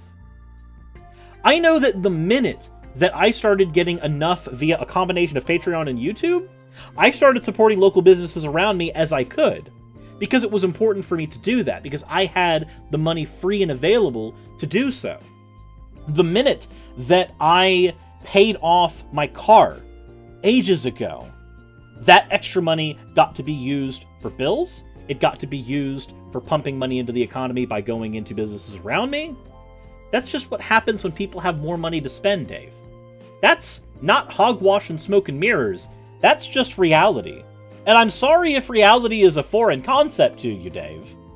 But you're on Fox News, so I have to assume that it is. You're young. Absolutely. You signed a financial contract. You have an obligation to pay that money back. This is the libertarian principle of the contract being the end-all be-all. This ignores the reality that sometimes we sign contracts under duress. Sometimes we sign contracts without being entirely informed on the end results of them. Sometimes we sign contracts when we are too young to fully appreciate the value and the power that that contract has. When you do that, when you agree that all contracts are fine, no matter what happens if somebody signs a contract while drunk? What happens if somebody signs a contract without reading the entire thing? What happens if a contract is worded in such a way so as to manipulatively sound perfectly reasonable, but would require one or two lawyers to look at the dang thing to actually understand what's really being said by it, as many contracts are written? What happens if a contract is written in such a predatory way that it is uniquely advantaged in the favor of the contractor and not in the contractee's favor? What about contracts that create such a unique scenario that one can't even file for bankruptcy to escape them, as most other financial obligations are able to be escaped via filing for bankruptcy? Well, that's the reality of student loan debts. You can sit here and piss and moan and whine about you signed a contract, you deserve death, or whatever you want to say. That doesn't make it okay. You're arguing that this is basically arguing because the law says something, it's good, right? The mere fact that a contract is there and available does not make something good, moral, or right. Absolutely. Well, listen, there's some situations where folks are hurting, and this thing has it's gotten completely out of hand. Yeah. I mean, there are people's lives who have been destroyed by this program. Somebody needs some relief somewhere. I'm fine with that. But this has nothing to do with really helping people. This is a political gimme by progressives simply trying to buy votes. Wait, this is a political gimme by progressives? What? Dude, you know that checks were being pushed by Republicans too, right? Trump himself was trying to use these things. What? Oh my god, Dave. Look, even if it is the case that somebody is trying to use stimulus checks as a method of buying votes or as a method of arguing that they deserve political favor, even if that is the case, does it change the reality that these things can help someone? Would you be the type of person to tell a starving family that they do not get to get food that month because you don't like insert Democrat here, you hate insert Democrat here, you want to stick it to them? So fuck that family, fuck their children, screw being able to pay for their medications or anything else. Screw them. That's a position that you're willing to hold, Dave? And we know that because when you go from $10,000 in forgiveness to $50,000 in forgiveness, the people who benefit are not lower income people. The vast majority of people that have an average income or less have less than $10,000 in student loan debt. Mm-hmm. The vast majority of people who would be blessed by moving it from 10 to 50 are high income earners. It doesn't matter if they're high income earners. What matters is that student loans, as they exist in America right now, are predatory. Moreover, Dave, if you sit there and say, this helps more of this person or more of this person, I don't care. If it helps someone, if it helps multiple people, that's the thing that we should care about.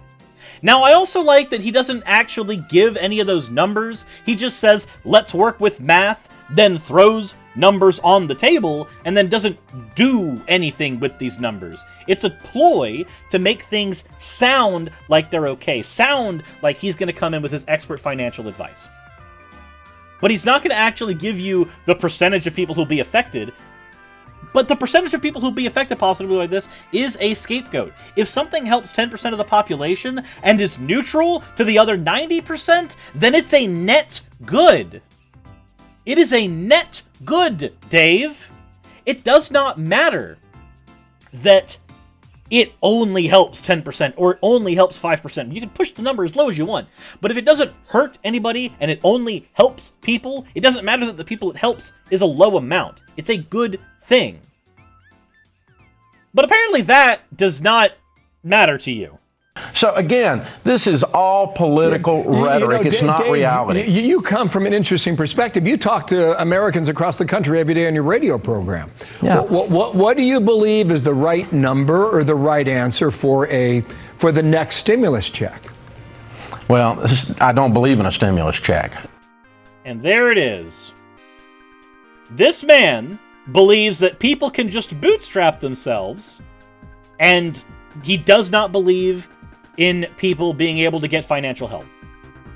Does not believe in a stimulus check. That's what this man believes. This is screwed up, Dave. Families that are hurting, you can just tell them, well, I don't believe you should get help. You even acknowledged earlier that there are some people who could get helped by this. And moreover, you're trying to couple a stimulus check with the forgiveness of student loans and use that as an argument. So what do you propose we do? Just let people starve? Are they just going to bootstrap themselves out of poverty? Every single person's going to do that? That has not worked for the past 10 years, you absolute cocksucking dumb shit. Because if $600 or $1,400 changes your life, you were pretty much screwed already. So what? You just think that we should step on their necks? If somebody's dying of cancer, do we just look at them and say, well, you were pretty much screwed already? I know that this surgery that could save your life, it would be life-changing for you, it'd be life-altering, but you know what? You were pretty much screwed already, so fuck you. I guess you get to die. That's the position you're gonna take here, Dave? That's what works for you? If you think that somebody was already screwed already, so instead of giving them a helping hand, instead of doing something to assist them, instead of trying to make a positive benefit in their life, instead of trying to make a positive change for them, instead of being the thing that can lift somebody out of darkness, you merely say, well, you were already in darkness, so I guess you can die. Fuck you. Fuck you, Dave. People like you are the types of people who are ruining this country. People with your toxic mentality. And the fact that I have family members that think that your advice is good sickens me. You got other issues going on. Yeah, like you. People like you. Those are our issues, Dave. Idiots like you. Stifling progress, stifling help, stifling people being able to actually get financial assistance. People like you are the other problems we have, Dave. You are the disease, and you don't want me to talk about the cure. You have a career problem, you have a debt problem, you have a relationship problem, you have a mental health problem, something else is going on. And you don't think that some money could help any of those? You don't think some money could help? If you have a mental health problem, do you not think that $1,400 could potentially buy you some weeks in therapy? Do you not think that a relationship problem could not be based on financial issues? You and your spouse fighting because of financial issues? Do you not think that the career problem could be helped by doing things that you also probably don't believe in, like raising the minimum wage? And even so, with the broken system we have right now, giving supplements to people at the moment so that they can get through, so that they can get by, so that they can manage, that's bad for you. You consider that bad. That's bad for you. Dave, you live in a fantasy world. $600 changes your life. And that's not talking down to folks. Yes, it is! Yes, it is! That is talking down to people! You can't just dodge it by saying that's not talking down to people. It most certainly is talking down to people, Dave. That is exactly what it is. Full stop. I'm bankrupt. I've been broke, and I work with people every day who are hurting. I love people. I want people to be lifted up. But this is, again, it is just political rhetoric, and it's just throwing dollars out there. It's peeing on a forest fire. It's absolutely ridiculous. So what do you suggest people do to actually solve that problem, Dave? What do you suggest people do to solve these financial problems? Do you suggest them bootstrap it? What do you suggest? Well, I know what you suggest. You would just suggest them make more money. Remember, I've got family members who actually have your program. And it basically boils down to have enough money so that you can do, what is it called? The zero sum thing? I can't remember the exact thing that it's called, but it basically comes down to spend all of your money when you get it and put it in all the proper places. Make sure that none of your money is not doing something, which basically means that if you're not making enough money to begin with, you're screwed. The advice doesn't help you. The advice boils down to make enough money so that you can play with it. It's dumb advice. But apparently, according to Dave, Mr. If you were already screwed, then I'm going to step on your neck, Ramsey. Everything was fine. Everything was perfectly okay. And for anybody who tries to misconstrue what I said earlier about taking Dave as a disease and you don't want to know about what the cure is very simple here. The cure is very simple. Tax the rich to the point where they are incentivized to do shit to actually help people. Decouple healthcare from businesses and make that something that everybody can have. And you know what? Eventually, we're going to need a universal basic income. All things that would completely screw people like Dave Ramsey. Can you imagine having a business based entirely around giving people financial advice, and then suddenly people don't need financial advice because their base needs are taken care of? Can you imagine what that would do to a disease like Dave Ramsey? Removing the actual use case for him out of the conundrum? That would be terrible for people like him. A society that cares for its people so that they don't need to go pay for financial advice from some random-ass dumb shit guru? That's a society that does not need people like Dave Ramsey. It would effectively cull the disease out. That's a terrifying world for him. For Dave to continue making money the way he does, he needs to have people who are in dire straits who need his financial advice. Without people who need his financial advice, he doesn't have a business. He doesn't operate anymore as an individual. He has to go find a different way of making money. So of course this is the take he would have. It makes perfect sense. But with all that said, if you enjoyed the video and if you have any comments on this at all, please let me know in the description below. Please go ahead and, well, I said in the description below, I mean the comment section. I need to get better at that. If you have already subscribed already, thank you very much. But if you haven't, please consider hitting the like button, hitting subscribe, and also sharing with your friends if this means anything to you. And also, if you want to support the channel and what I do, please consider checking the links in the description below. And as always, everyone, insert end of video tagline here.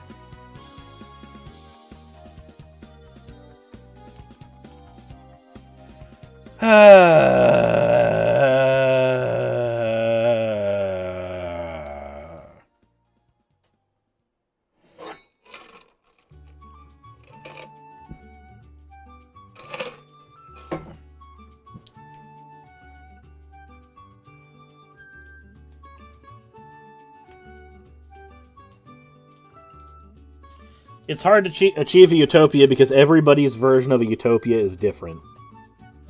Everybody's idea of what makes a utopia is not the same.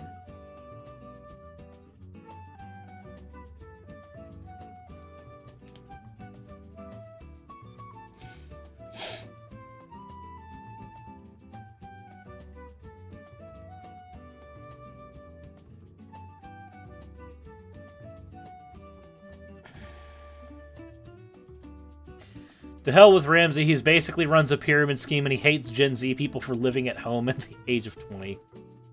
Yep.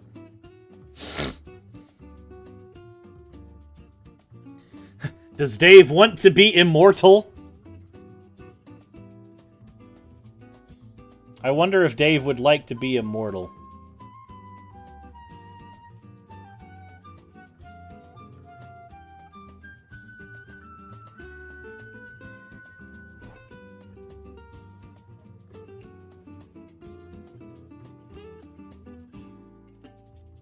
This is perfect music for this. We'll just sit here with this for a minute. Peace and quiet.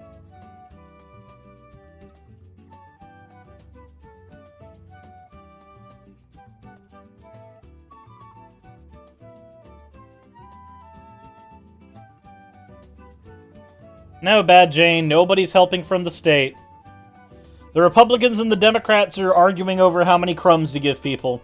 They're arguing whether they should give us $1,400 one time again.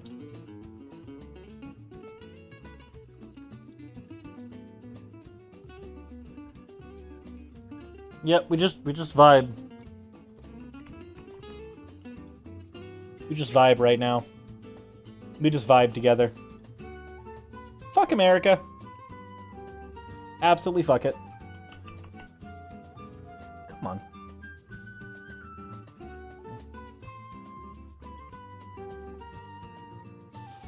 Said, Nekame-san, a utopia is a good thing depending on your perspective. If you are if you are in a fascist utopia, then being a minority is it's a dystopia for you.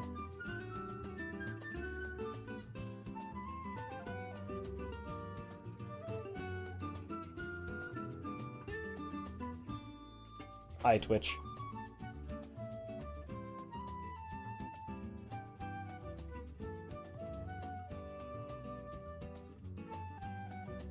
So we're all in agreement. If I can arrange a version of Shadow the Hedgehog that Cirrus enjoys despite himself, he has to make the Shadow Rifle. Sure, why not?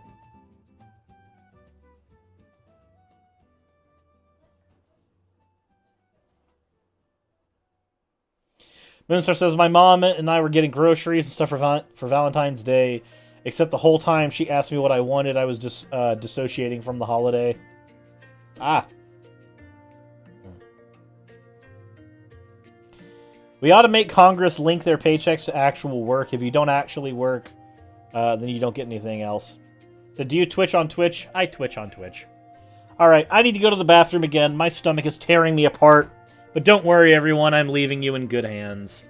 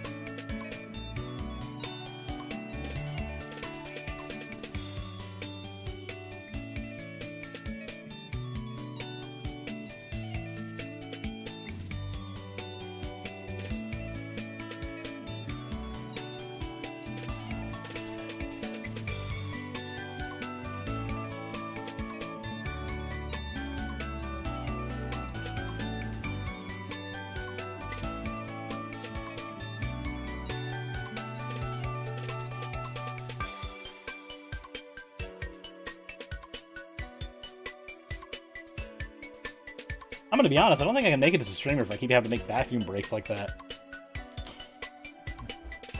If I'm being perfectly honest.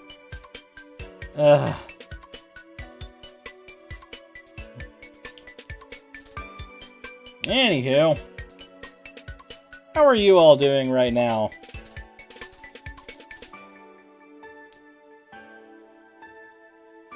Echo Shures could be called Purris. Delete yourself.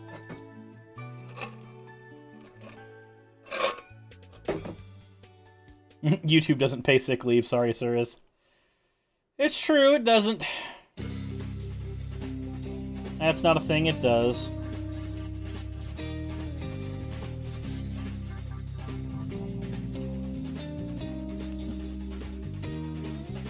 Okay, so I have a question. Oh yeah, apparently Ben Shapiro and Gita are making a movie. Because she got canceled. Canceling is when you don't get your contract renewed by Disney, and then you get to direct your own movie. That's canceling. That's canceling, apparently.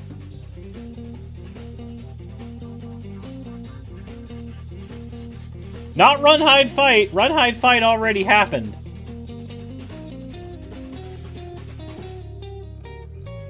But there is somebody who I'd like to cover.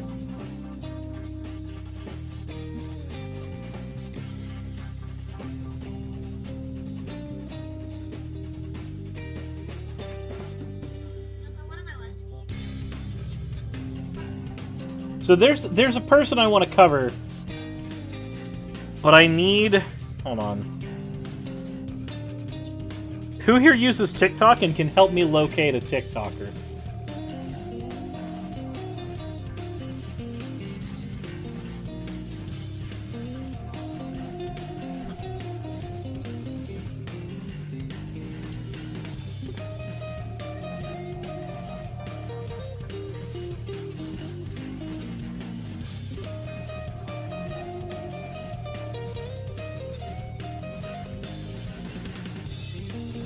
Okay, hold on. I'm grabbing a thing. Okay. Here we go. I would like to find this person's TikTok to see what they did, because this feels like something incorrect. Here, let's drop this volume down.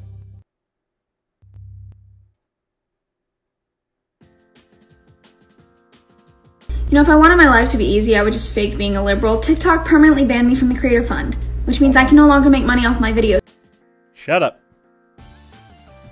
I would just fake being a liberal. TikTok permanently banned me from the Creator Fund, which means I can no longer make money off my videos. It also means the hundreds of dollars that I've already made, I can no longer access. In case you were unaware, someone stating things that you don't agree with doesn't automatically mean they broke a guideline. But apparently we can't have diversity of thought in this damn country anymore. These apps are so hypersexualized. You have 15-year-old girls twerking half naked, liberals telling conservatives to kill themselves, creators from other countries bullying Americans for reasons, I don't know, maybe focus on your own country's politics for once. But God forbid we say anything about women and periods, or that our troops were mistreated, or that we love Jesus, it gets taken down. The left controls everything, and let me tell you, it is not a good look when you continue to silence those that tell the truth and lock yourselves in your own echo chamber because you can't handle differing viewpoints. You cannot report everything that hurts your feelings for the rest of your life. Learn to grow up and comprehend that people think differently. That is a reason why this country was so great. Freedom to have your own opinions. Let's get back to that. You know, if I want to... So, I want to find the actual thing that got her TikTok demonetized. Because... my life to be easy. Okay, no. Did anybody actually say... You'll see a TikTok logo on the bottom. That's because it's cropped. So I'm curious here.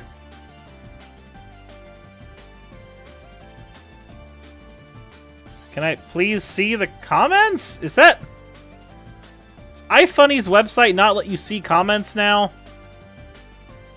Because somebody might have actually said something in the comments. Renita Chan with the $4.99 super chat. I, as a Hispanic woman, say... Gina Carano deserved to be fired. Yeah, when you're saying that conservatives are basically like Jews in the Holocaust, maybe. Easy, I would just fake being a liberal. TikTok. Shut up. Jesus fucking Christ. Funny laser eyes. Why can't I see the comments? I wish to see the comments. Jesus Christ. I can see the comments on the mobile app.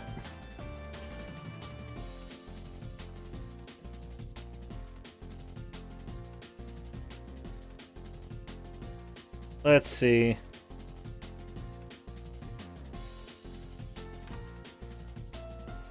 Let's see if I can do a reverse image search.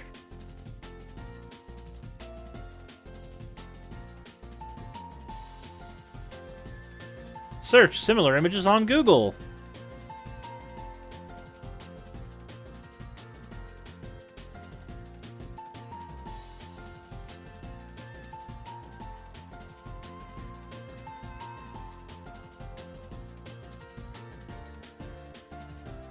Alex Lanes? Okay, so do you have a...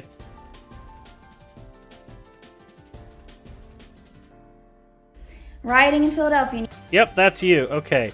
Jesus! Jesus! Okay, never mind. I thought that said 755,000 subscribers? No, it's just 705. Okay.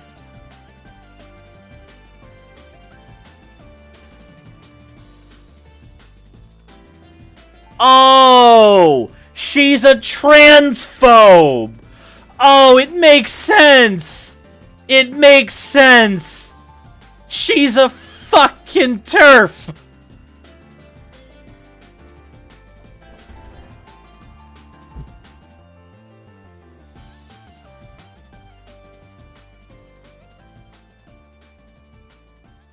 Chris, you seem to have an opinion. Would you like to state the opinion?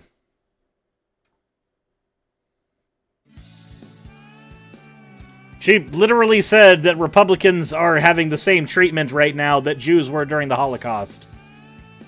That's how things start.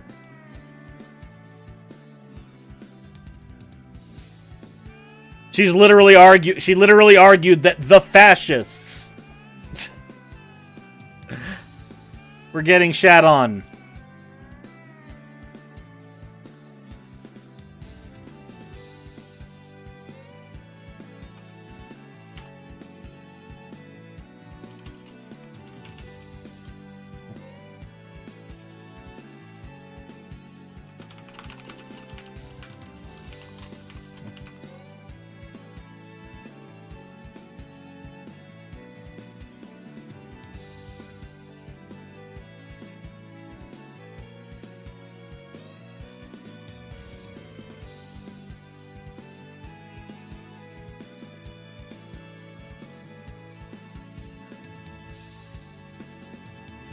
She compared to the political pre-war setting tonight. How is that any different?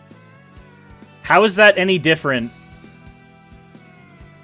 Like, does she think that the left are going to start putting conservatives in camps? That's functionally no different.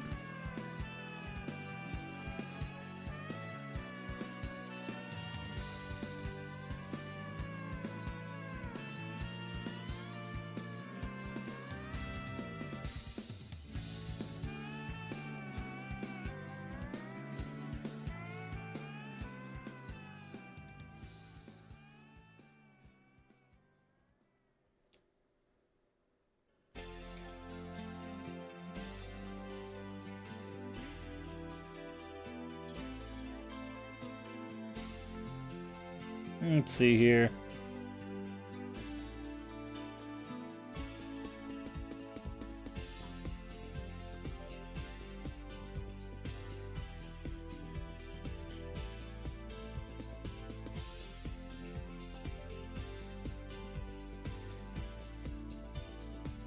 Taking a second to read all this stuff.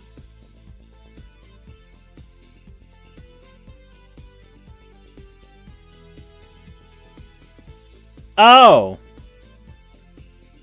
Oh my, it looks like there's other shit she's done too. Look at that. Isn't that interesting? Isn't it interesting how that happens? Open up your businesses and church. Okay, maybe don't. Open up your businesses and churches, put whatever regulations you want because that is your right, but open them up. You're telling me COVID-19 knows the difference between a protest and praise and worship? I haven't been to church in over a decade, but I sure would go now. Oh, darn. What an awkward take. The world is open, but no one's allowed to work. Working is a right, as you as an American have. It gives us purpose, focus, pride, and most importantly, a way to support the ones we love. People are dropping like flies from depression and suicide, overdose, murder. Enough already. Great sentiment, but have you considered maybe that lockdowns are helpful and we should actually do something to help people while in lockdown?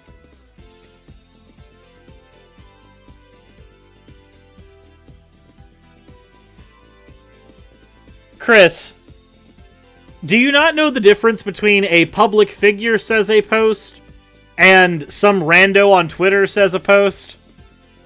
When a public figure does something, it functions very differently. You can say someone posted the same thing somewhere, but no one got canceled. That's vague and gives us nothing to go off of.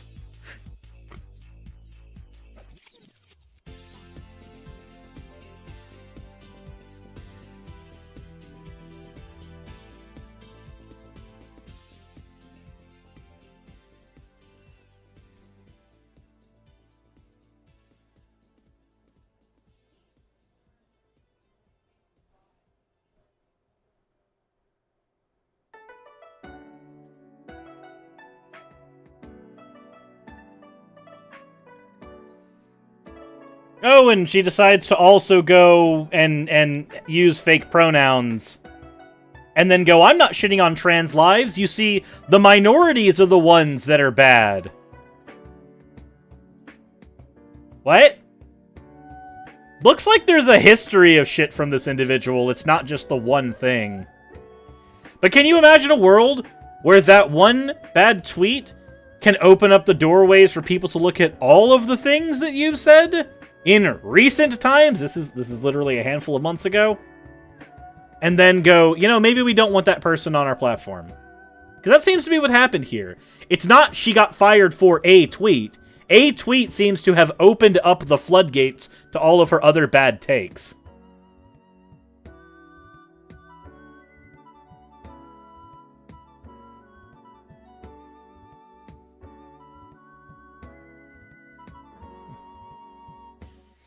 Beep Bop Boop has zero to do with mocking trans people.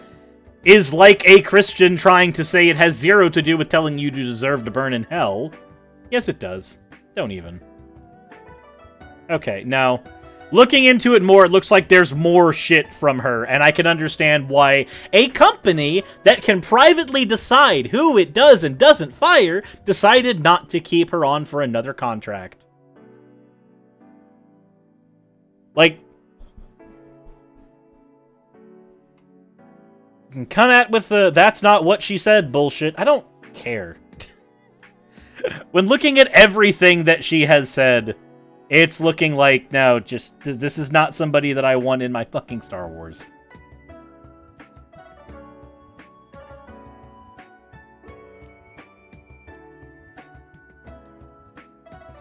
This is from Sonic Unleashed.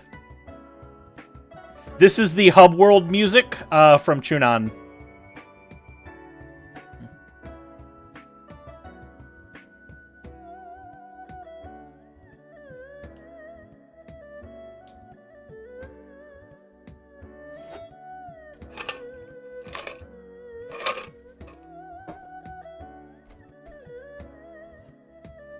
Said you gotta feel bad for those poor folk who assumed the left meant my clique with no reason for me to do my personal examination, and then were exposed as wannabe right-wingers. Oof.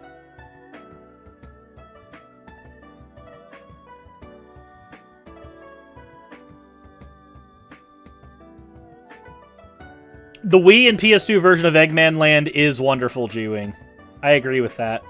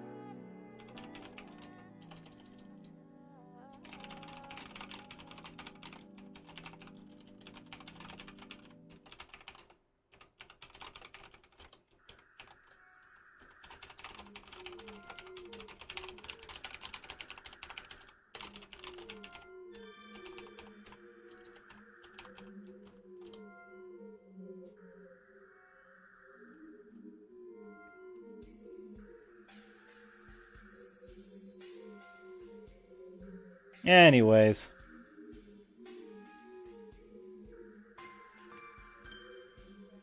Yeah, she broke contract. That's it. Like, so let me explain something.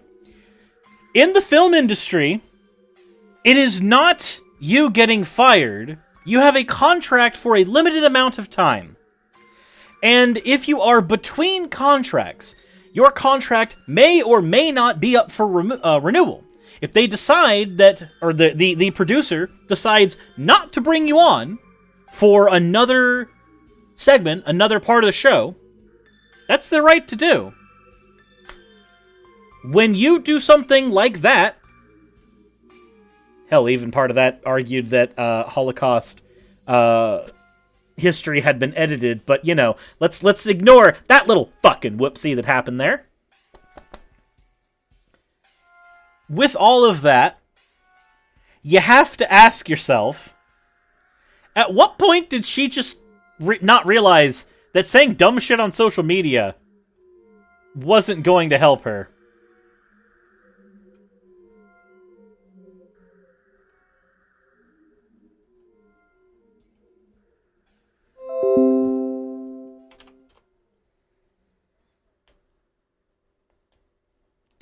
Wasn't it conservatives that got rid of the laws that made networks show both sides? Yes, it was during the Reagan administration.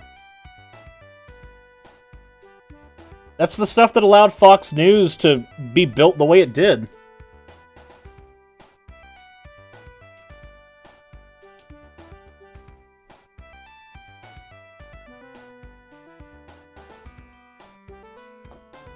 Let's pop to the next thing.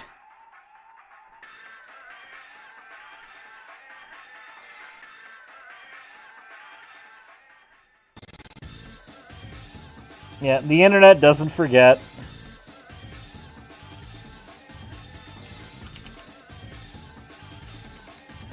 But anywho, that was a thing. We did it. It's been fun. Okay. We should probably get into the next topic, huh? Probably be a good thing to do.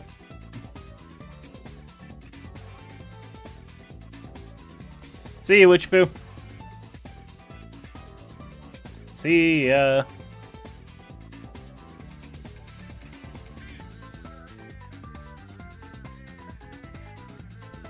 Alright. Ugh.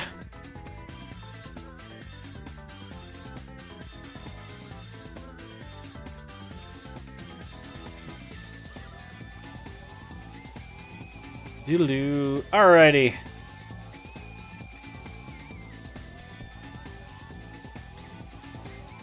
So this video was sent to me a few days ago, and it apparently was part of their Catholic education.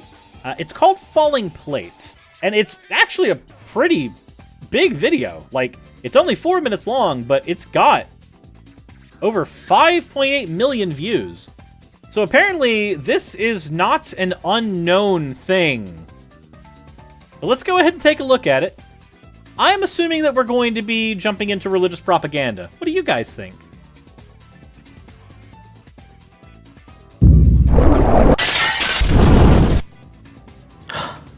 What? You. Yeah, me. Why? Look at your eyes. Okay, I've done it.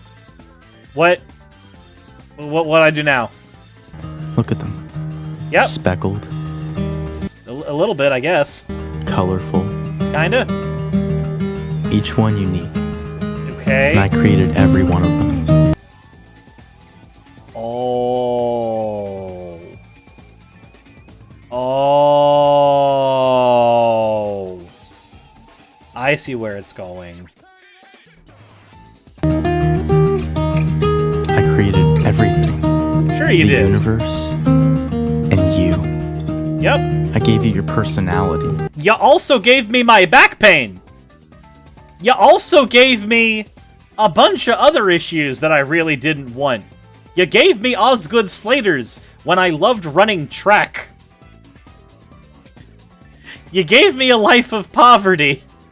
All of that you gave me too. Aren't you just so great?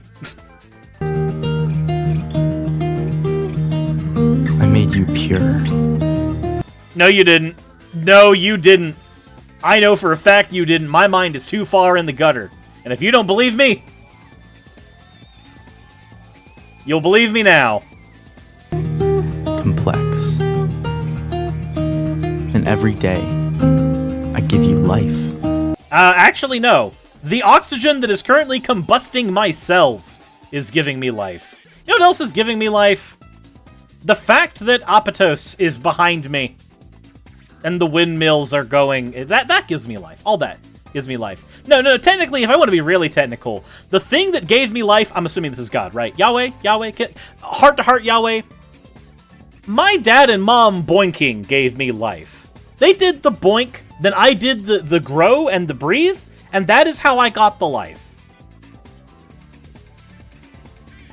Like, you made that happen. You made that happen. Apparently, according to you. Okay. I love you. I don't think you do. You made hell.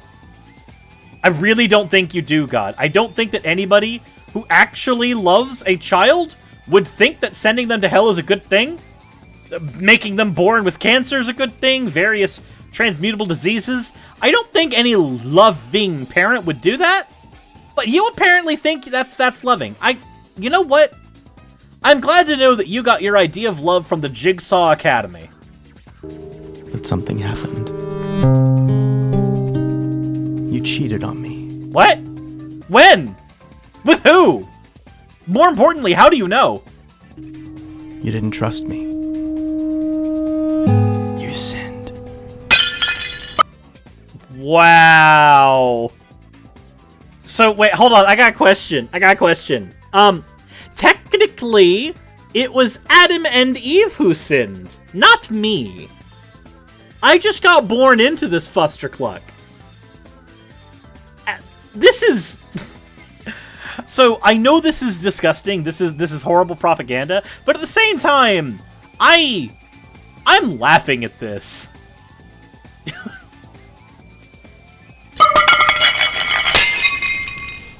Okay. Why did you have to throw those plates? They were perfectly good plates. You cut yourself off from me. Did I? And all the... Wait, how can I possibly cut myself off from you? Aren't you omnipotent? Aren't you omnipresent? Aren't you currently inside my rectum right now? How can I possibly cut myself off from you? What ability do I have to escape your engorged love? Although you're still alive, you were slowly dying. Yeah, and you engineered the scenario that made that happen, dude. You did that. So you looked for other things. Me, every time, on Pornhub. Yep. To fill the void. I'm gonna let you know right now, you do not want to talk about filling voids on this channel. Aside from the unblinking void, which I'm sure all of you are familiar with, aside from that one, I really think that maybe my sponsor, DDLGplayground.com, would be much more efficient in filling voids for you. Use coupon code Cirrus. Grab a thing. Fill a void. But nothing works.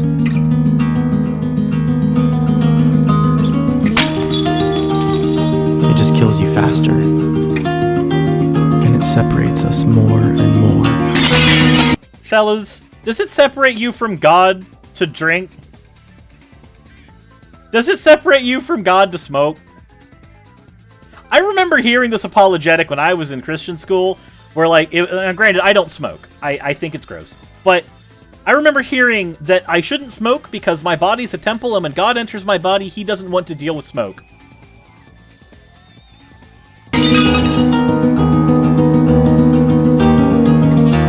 Aw, poor emo boy cry.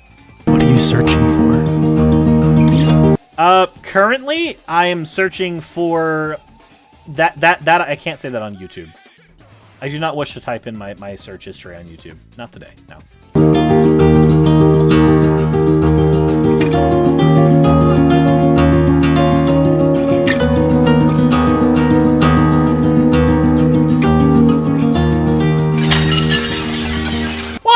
keep dropping plates? Why do you do this to good China? Dude, okay, look. So, again, I know that this is all propaganda. This is all terrible propaganda. This is meant to be an assault on the senses so that somebody is trying to... Every which way you look at it, there's something that is assailing your senses during this, and you go into overload, and then you become emotionally distraught because, oh my god, all the feelings that I'm feeling right now. But I'm so far divorced from this kind of propaganda that all it does now is make me laugh. All it does is make me laugh. All I can think about is how the fuck am I supposed to get spaghetti on those shards and not get damaged on the crunchy bits when I'm eating my noodles? I don't want you to die. You are all-powerful. You are all omnibenevolent. You can engineer the scenario where that doesn't happen. Easy. I created you, not to be destroyed. I have some problems with that logic. Okay, look, let's explain something. Okay, God. You, me, you're omnipotent, right? So you're all powerful. Cool, you can do anything. You're omniscient, right? So you know everything, right? Everything. From A to B, you know it. Understandable. Got it. Cool. We understand each other. So, can I ask you something? Is there a desire you can possibly have that doesn't automatically manifest? And hear me out. If it doesn't automatically manifest, for us as humans, when we desire something and we don't do it, it is because of one of two reasons. Either we are incapable of doing it at the time, or there's something else that we desire more. So let's say I have the ability to cook a pizza in the oven, and then I decide that I'm just going to starve because I don't want to get up. The desire, whether because of depression or otherwise, to be still is superseding the desire to go make a pizza. If you're an omnipotent being, though, the ability is cast out of the way. We only have your desires. Your desires automatically manifest, and because you're all-knowing, you know how to make them manifest perfectly. It cannot be the situation that you want this and it can't happen, because otherwise you're not all-powerful. It must be the case, then, that you, as God, are either not powerful enough to circumvent people distancing themselves from you, or you necessarily want some of them to distance themselves from you for some reason or another, which makes you an abuser, an asshole, somebody who needs to seek therapy. God, I implore you to seek therapy. Please. But to know me. So I became one of you. A fragile creation. So fragile, you took a 3-day nap. I was tempted. But I never sinned. Because you had the powerful God juices flowing in you. God's seminal fluid was pumping through your veins. Of course you didn't sin. I came to save you. You have so many sins. And they have a cost. They cost $12.99 at Pizza Hut. The sin was stuffed crust. Someone has to die. You or me. So I took on your sin. Okay, but people still die and people still sin, so what did you actually accomplish? And traded in my life for yours. But nothing functionally changed from that point forward, so what did it accomplish? And I died in your place. You didn't die, you took a vacation. If you are an immortal being and you die, in quotation marks, and then you come back in 3 days, did you really die? No, that's not what happened to you. You took a break, you took a vacation. You spent some time taking a nap in a tomb because you thought that it was comfy. And you only got upset when Mary came in and knocked on the door. Because I love you. You love us so much you didn't say anything about slavery. Anything bad about it. But a fig tree! Oh, that was bad. That was horrible. A fig tree, that was something to be real upset about. Then,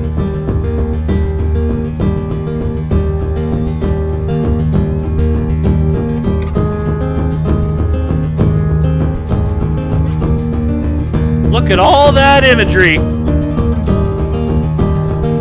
All that imagery, just from the dead. Okay, but you rose from the dead, but all of the plates did not unbreak, dude. None of that happened. The plates were still broken, and the plates still fall after that. I am the way. No, this is not the way. This is not the way. No, this is not the way. In no way, shape, and form. I do not accept this. The Mandalorian Code does not accept it either. The truth and the life. Don't get me started on the definition of truth, God. Please don't. I am Jesus. Are you? I'm not here to condemn you. I came to bring That you looks back to like life. a plate with a wood finish, not Jesus. Rely on me. I will forgive you. For what? Existing in the exact way that you created us? You will forgive me for existing in the exact way you created me. Okay. Thank you so much. That's like handing me a gun, telling me to shoot you in the kneecap, and then after persecuting me and prosecuting me, and telling me that everything I've done is wrong, you then go, I forgive you for blowing out my kneecap. Bitch, you handed me the gun! You told me to! And give you eternal life. I love you. You made hell. No, you don't. And I did all of this to have a relationship with you. Then why do you not return my calls? God, please. I texted you so many times, and I keep getting left on red. Why would you leave me on red, God? You didn't even leave me on red. I lied. I sinned again. I'm so sorry. That little check mark that doesn't show like a filled-in circle that means that it's been delivered to something, but nobody's fucking read. Oh wait, does that mean you don't exist? Huh? Got myself worked up over nothing.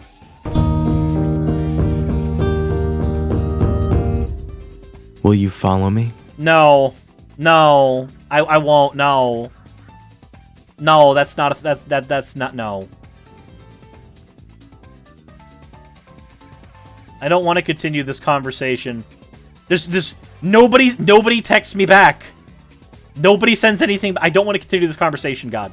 I don't. I feel as though this one-sided relationship that you seem to believe that we do, this is worse than a parasocial relationship. I don't even see you make videos, God. I don't want to. I don't want to be here in a world with all the negative shit that you put in me. And then that you could have changed and you actively chose not to. I just, no, God, no. You know what? I'll leave you with something better. Just at least something that may or may not exist. You know, just.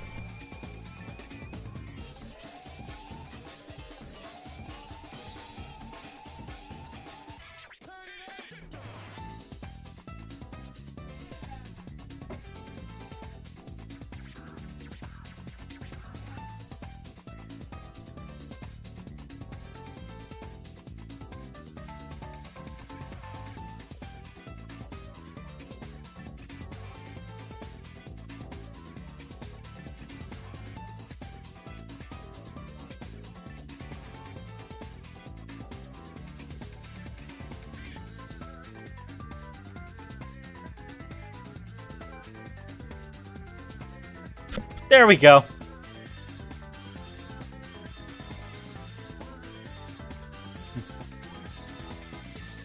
No, I wanted that. I wanted that for a specific reason.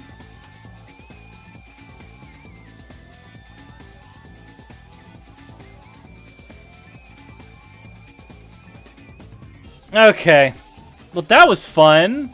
Isn't Christian propaganda great? Y'all should send me more Christian propaganda like that. Y'all should send me propaganda like that. That's good. That was fun. I enjoyed that. That was an adventure.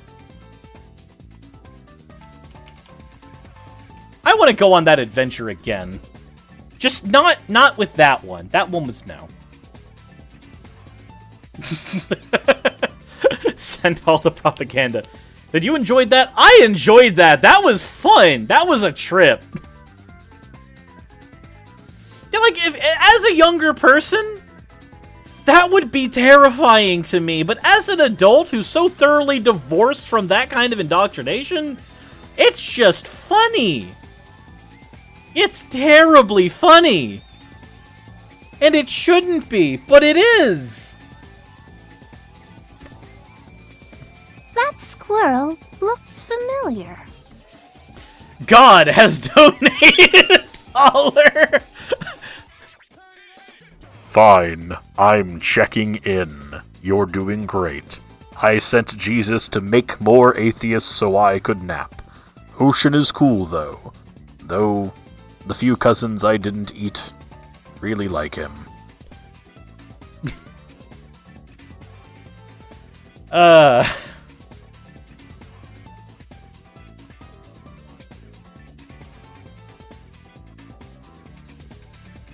Jesus.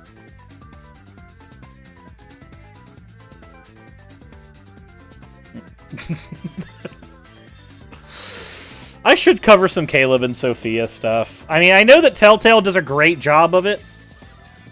An absolute bang-up job. But I would not mind covering some. Okay, so I need a favor from you guys. Huge favor. So, I'm gonna edit this video real quick, but I am going to need, when this video releases officially, I'm gonna need y'all to, like, share it on social media and stuff, because I would like to do more of that, and I would like that to actually do well on my channel. It's very hard to get stuff like that to do well on the channel, though. So it functionally will not be able to work out well unless I have your help.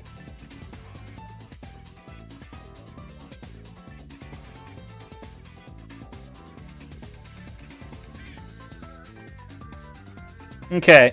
You know what?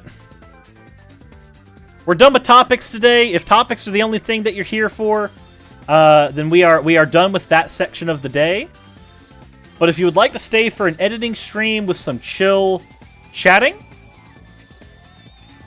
then that is a thing that I can do and accomplish, and that is where we are.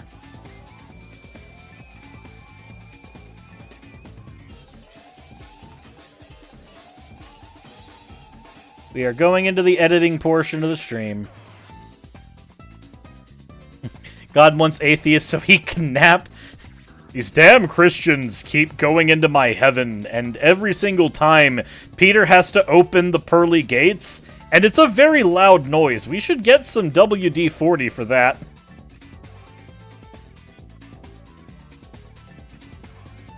See ya, I'm Tondro.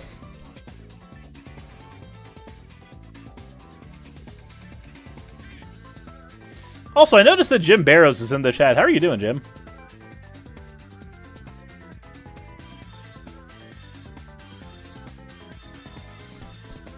I'm glad you're doing live streams. Just wish I could join in more often. They're fun. I actually really like the live stream format. It's fun to just freaking hang out with the audience. Okay, how badly do I sound in this?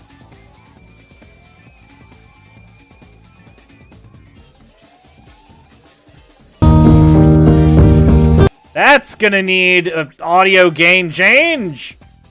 Nope, nope, nope, nope, nope, nope, nope, nope, nope, nope, nope. Drop that all down. Thank you. Yep, there we go. All that drops right the fuck down.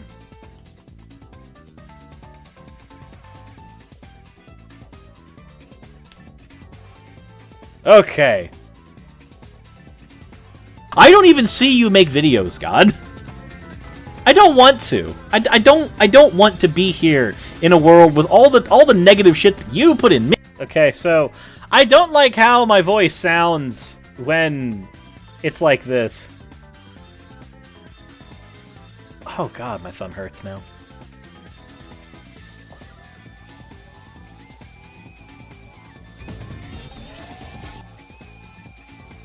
Okay, so here's what I need for this part. This. You know, just... at least something that may or may not exist. You know, just... Okay, so let's turn off the volume for my music. We've cut this part.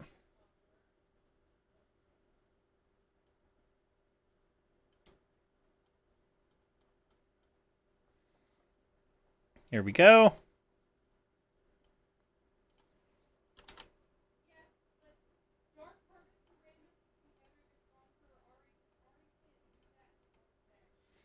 And then we go here.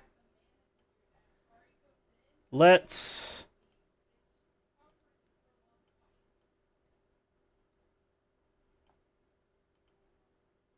And then the audio should probably have a gain as well, right? So level, it starts at 0 decibels, right? Okay, so we boop.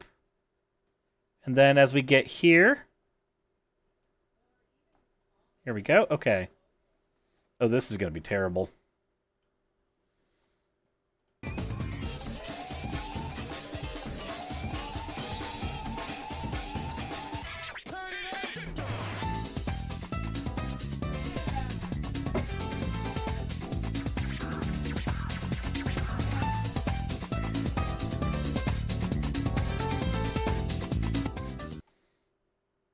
Okay, so that needs to be longer.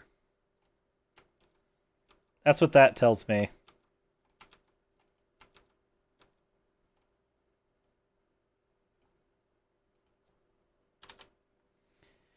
So we need... Dupe.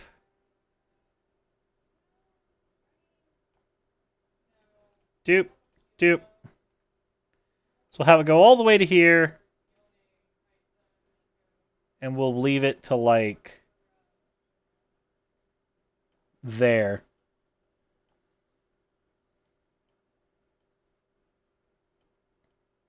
Okay, and then music.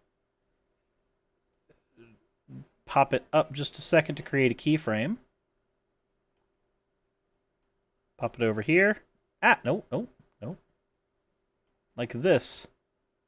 We create a keyframe. Ever played Xenoblade? I have played Xenoblade Chronicles X. I would like to play Xenoblade Chronicles the first one, but I cannot reasonably afford getting it right now. Though I'm tempted to pick it up because it is available at my local game shop.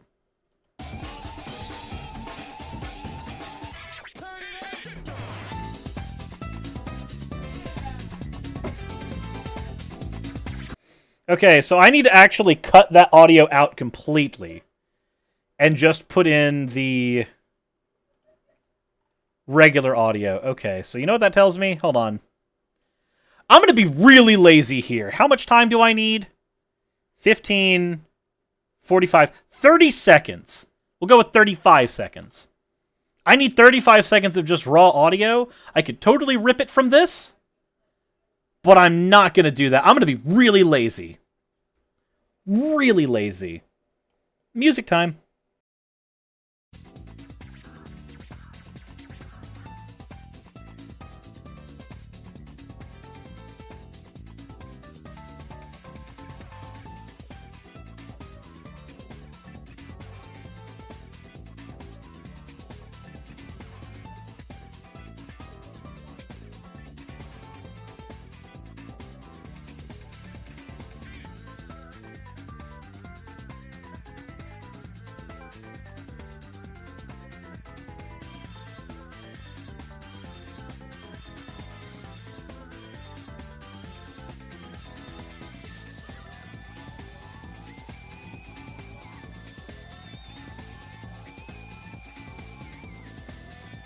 There we go. Did it. Did it. Did it. Okay, and now, boom, we go to OBS videos.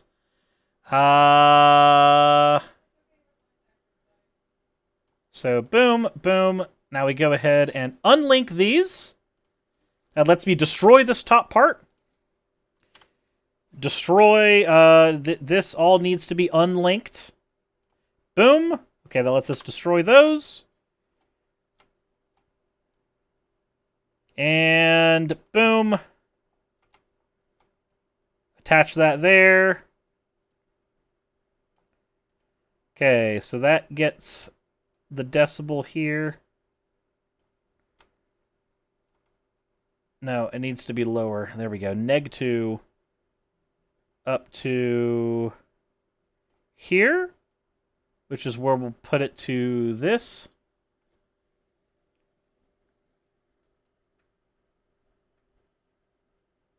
Oh, loud starts when I get really animated? Okay. There we go.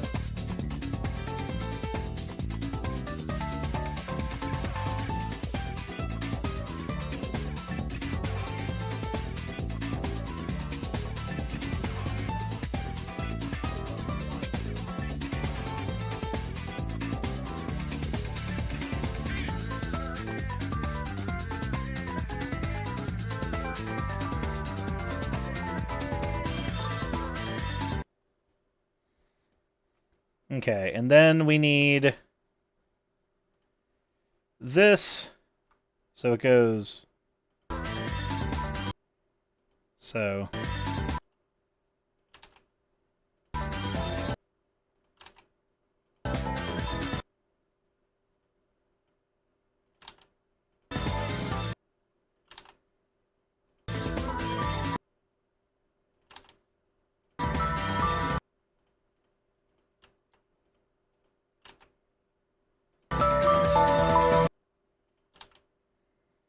Okay, there we are. All right, now, why did I chop these up like this? Well, you'll see here in a second. Let me scroll up.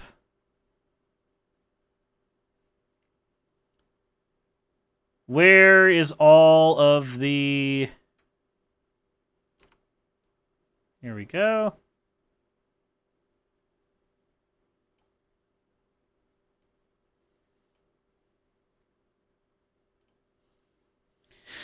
All right. Yep. We'll take that screenshot, toss it into OBS videos. Boom. OBS. Boop. Some of you are about to be in a video.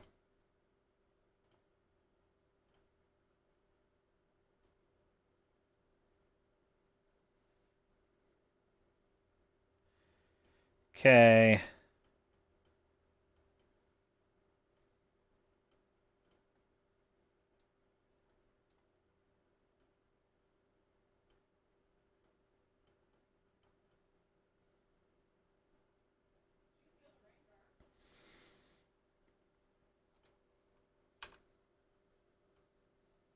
So we need 1,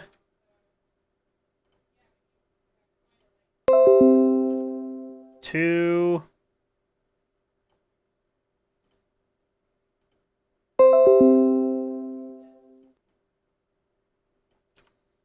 3,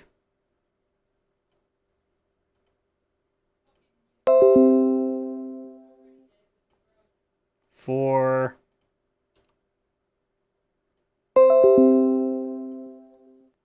5, 6, 6,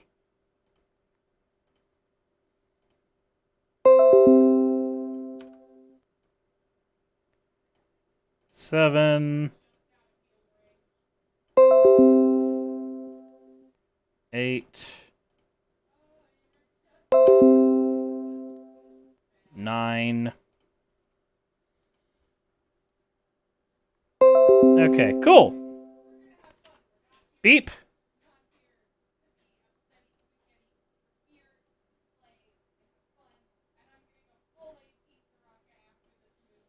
One, 2, 3. That's screenshot 4, right? Yep. 5.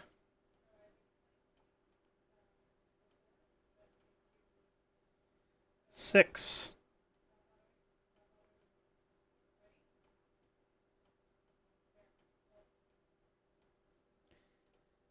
7. It also feels good to actually like do some actual editing to one of the episodes again. Cause like, as you guys know, with VOD format, normally you just drop the video in raw format. I still like to do some editing to these.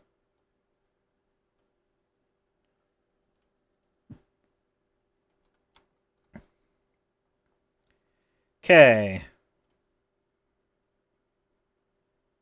So all of these need to be... where is it? Scale to frame size, and then this can all be deleted out. So now it should play like this.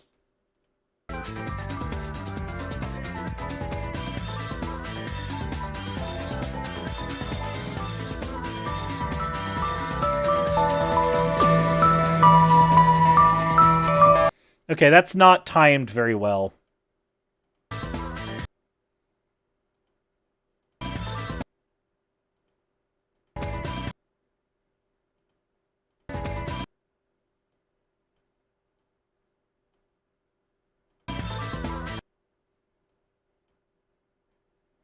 Gonna time that better.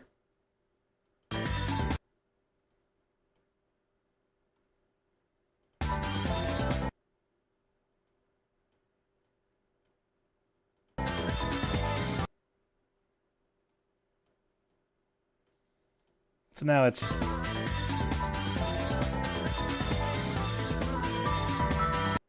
So...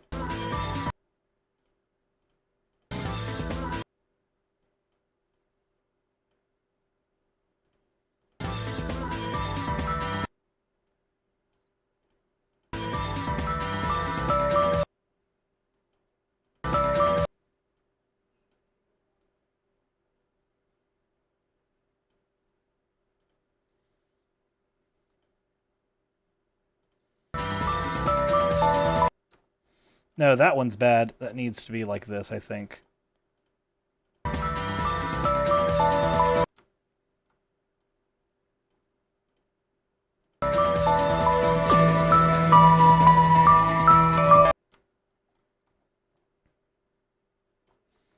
Okay, and then this needs a effect,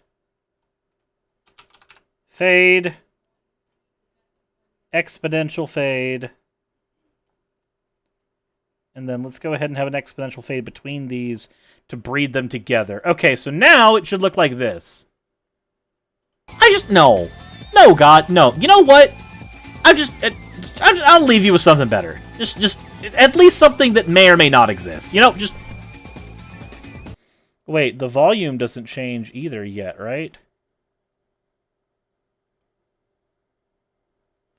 Okay, yep. At least something that may or may not exist. You know, just... I don't like that fade in. That fade in makes it feel very unnatural. We kill the fade in. The fade in dies. It's gone. It's deleted now. What is it now? You know, just... There we go. That's fine.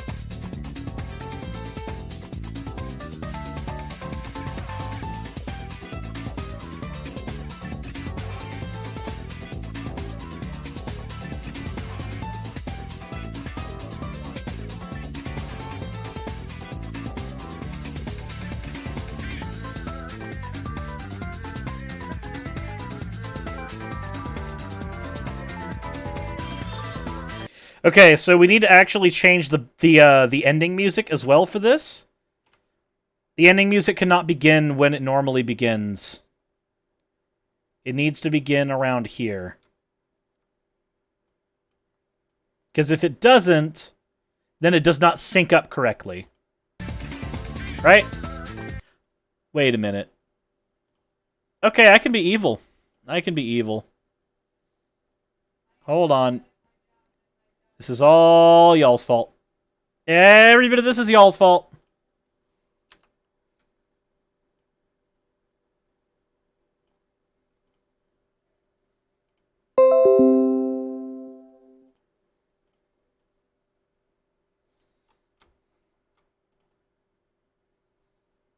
Let's see. Set to frame size.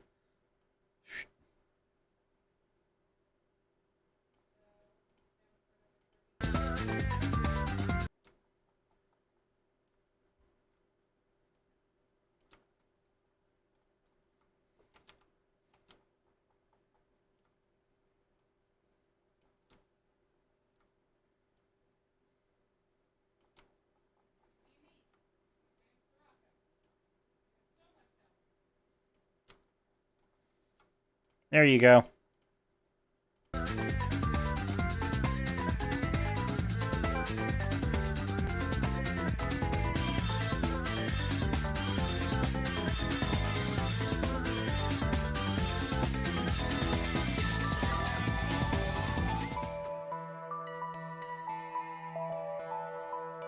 You know what? Fuck it. I think we can just end this one with...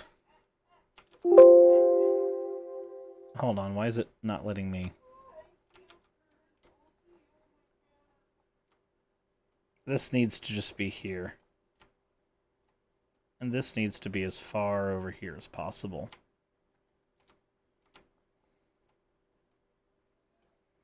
Humor is subjective and bullshit.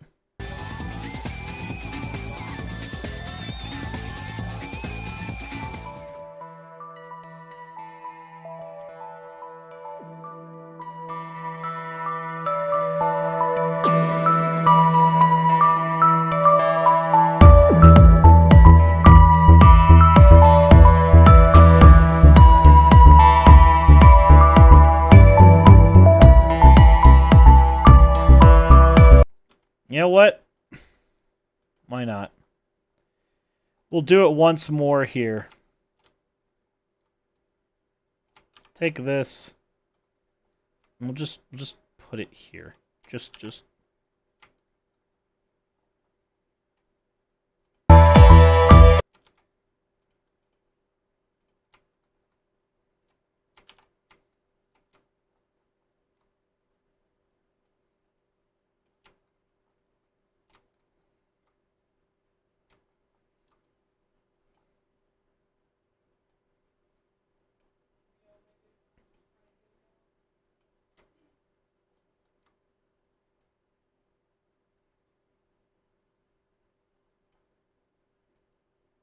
here we go. Okay.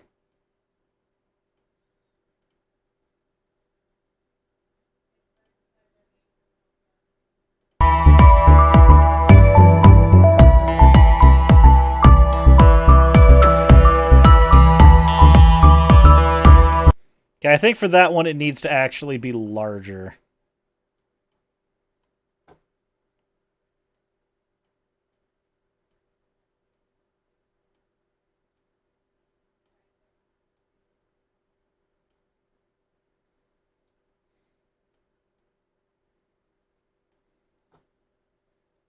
There we go, so... There you go. And I think that probably needs to be done for this one as well.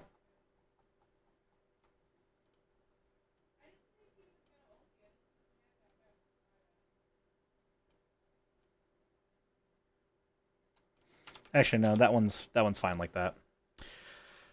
Oh, but that needs black.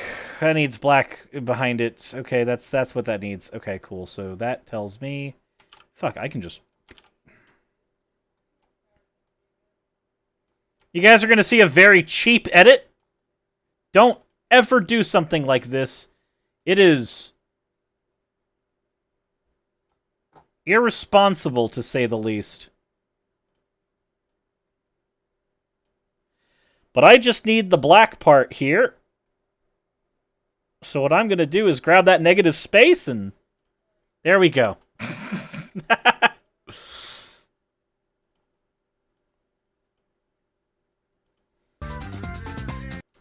There we are. Just ignore that. We use the negative space effectively. That's what we do. Didn't want to actually get a black background there, so I just use the black space for it. Azrael said, "Holy fuck, what do you mean?"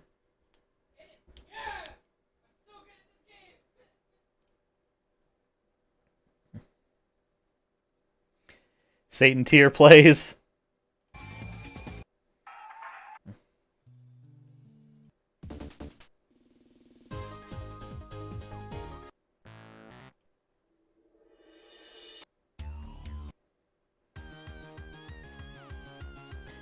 Creative and lazy, that is my entire channel. Every Everything about me is lazy. There we go. Okay, so we did it. More propaganda, please. I would like to do more videos like that. That is some good propaganda.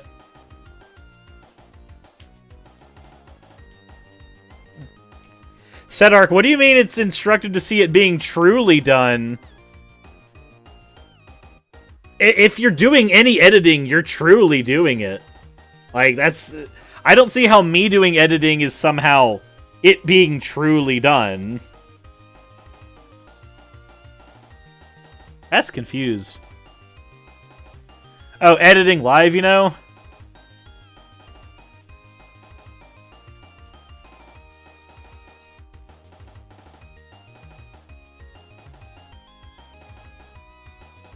Guys, has iFunny been completely co-opted by right-wing extremists?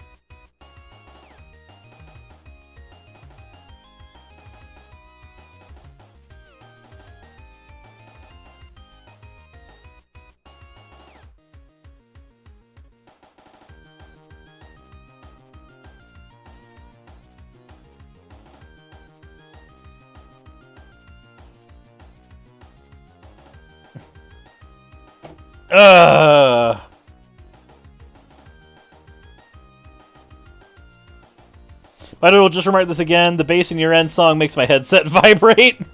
Fair enough, Emily. Like, looking through iFunny right now, everything on the front page is right-wing propaganda. Like, all of it. All of it's fucking right-wing propo.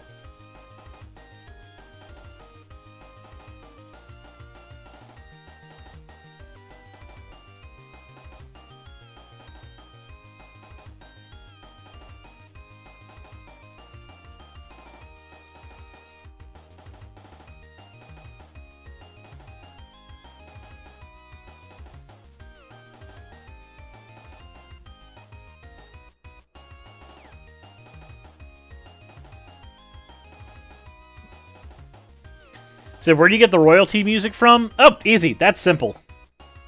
Here, I'll show you exactly how. So I'm going to pop off of this for just a second. Because YouTube Studio app shows stuff that apparently TOS doesn't allow me to show. But it's fine, whatever. It doesn't matter. Not for this. Boom. Okay, so go into the YouTube Studio app. Go to Audio Library. Right here. Click on it. Everything is here.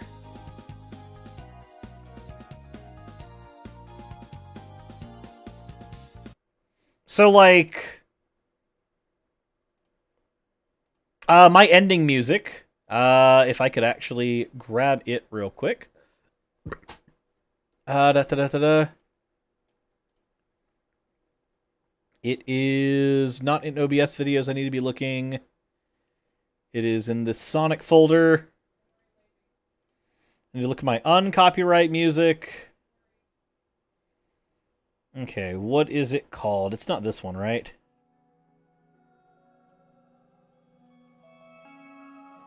No.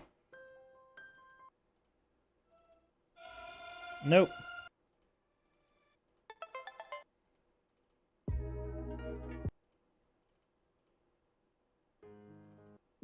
Give me a second.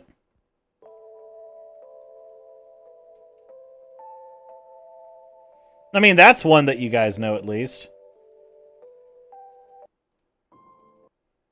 Hold on. Meadow, no.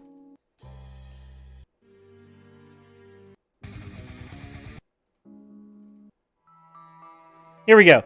So the ending music that I use, everything here is legal for use. So if I type in enable the tiger, it shows up in here. And it tells you the license type it has. You're free to use this audio track on any of your videos with no attribution. Oh god, that's loud.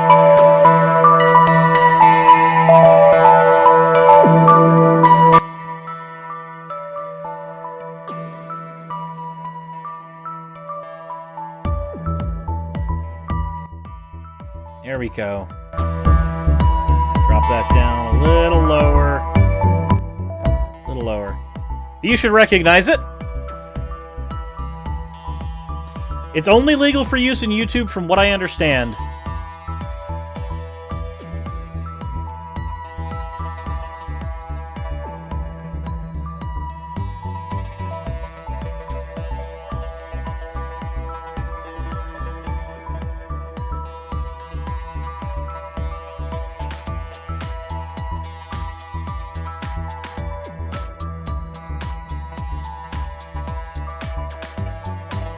Yeah, I had no idea that it was going to be that loud. I'm sorry.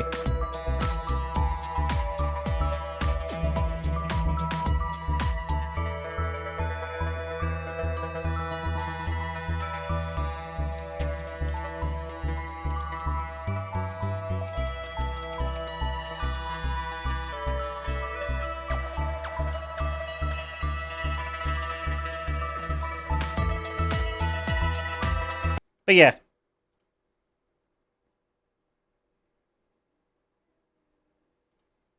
Like, I can grab anything from in here and use it. So if I type in, whatchamacallit, what am I looking for? What song am I looking for? If I look up lo-fi music, I get cat shat in the box, apparently. That's not lo-fi music. Mood. Okay, mood, calm.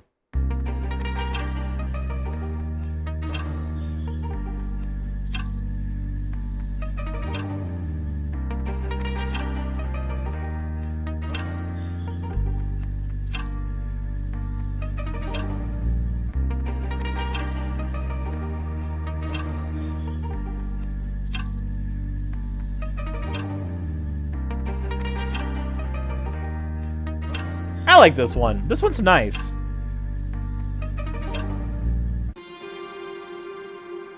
Don't like that part.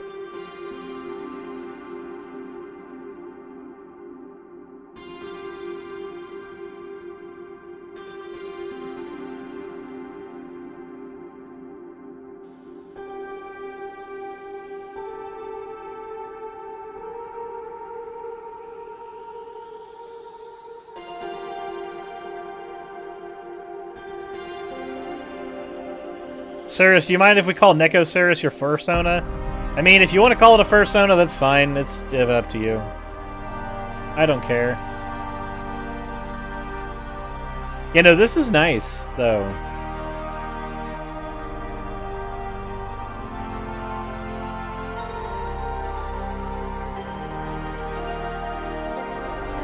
Let's see what this one is.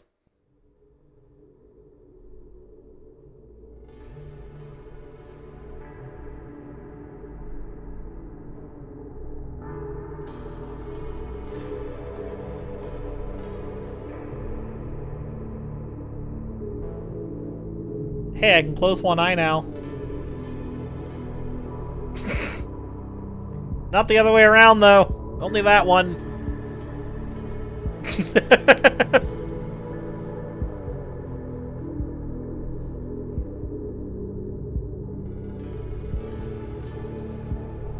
Yeah, this one's nice and calming. This one's good.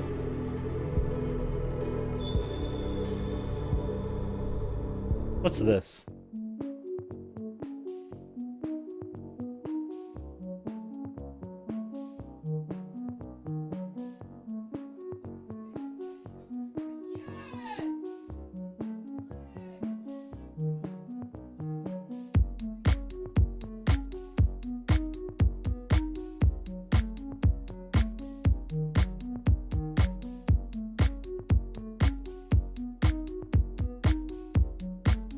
That's fun.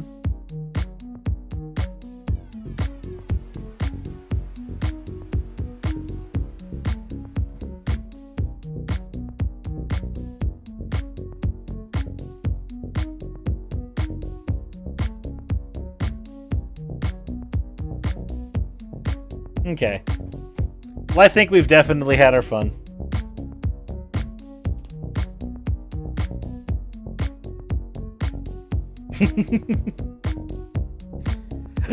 Alright. Well, I have enjoyed today's stream, but I think it's time for us to go ahead and hop off. I gotta go pick up a prescription for Raz and all that other fun stuff. Hopefully y'all enjoyed. I'm gonna try mixing things up a little bit next time. Trying to get the topics done quicker, and then just spending more like chill time like this after the streams. That way people who are here for just the topics can be here for the topics, and then people who are here to just hang out can just hang out afterwards. Instead of people having to sit here for 3 hours waiting for topics to happen.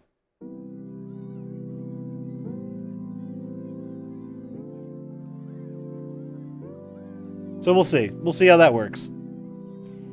See you, everyone. Take care.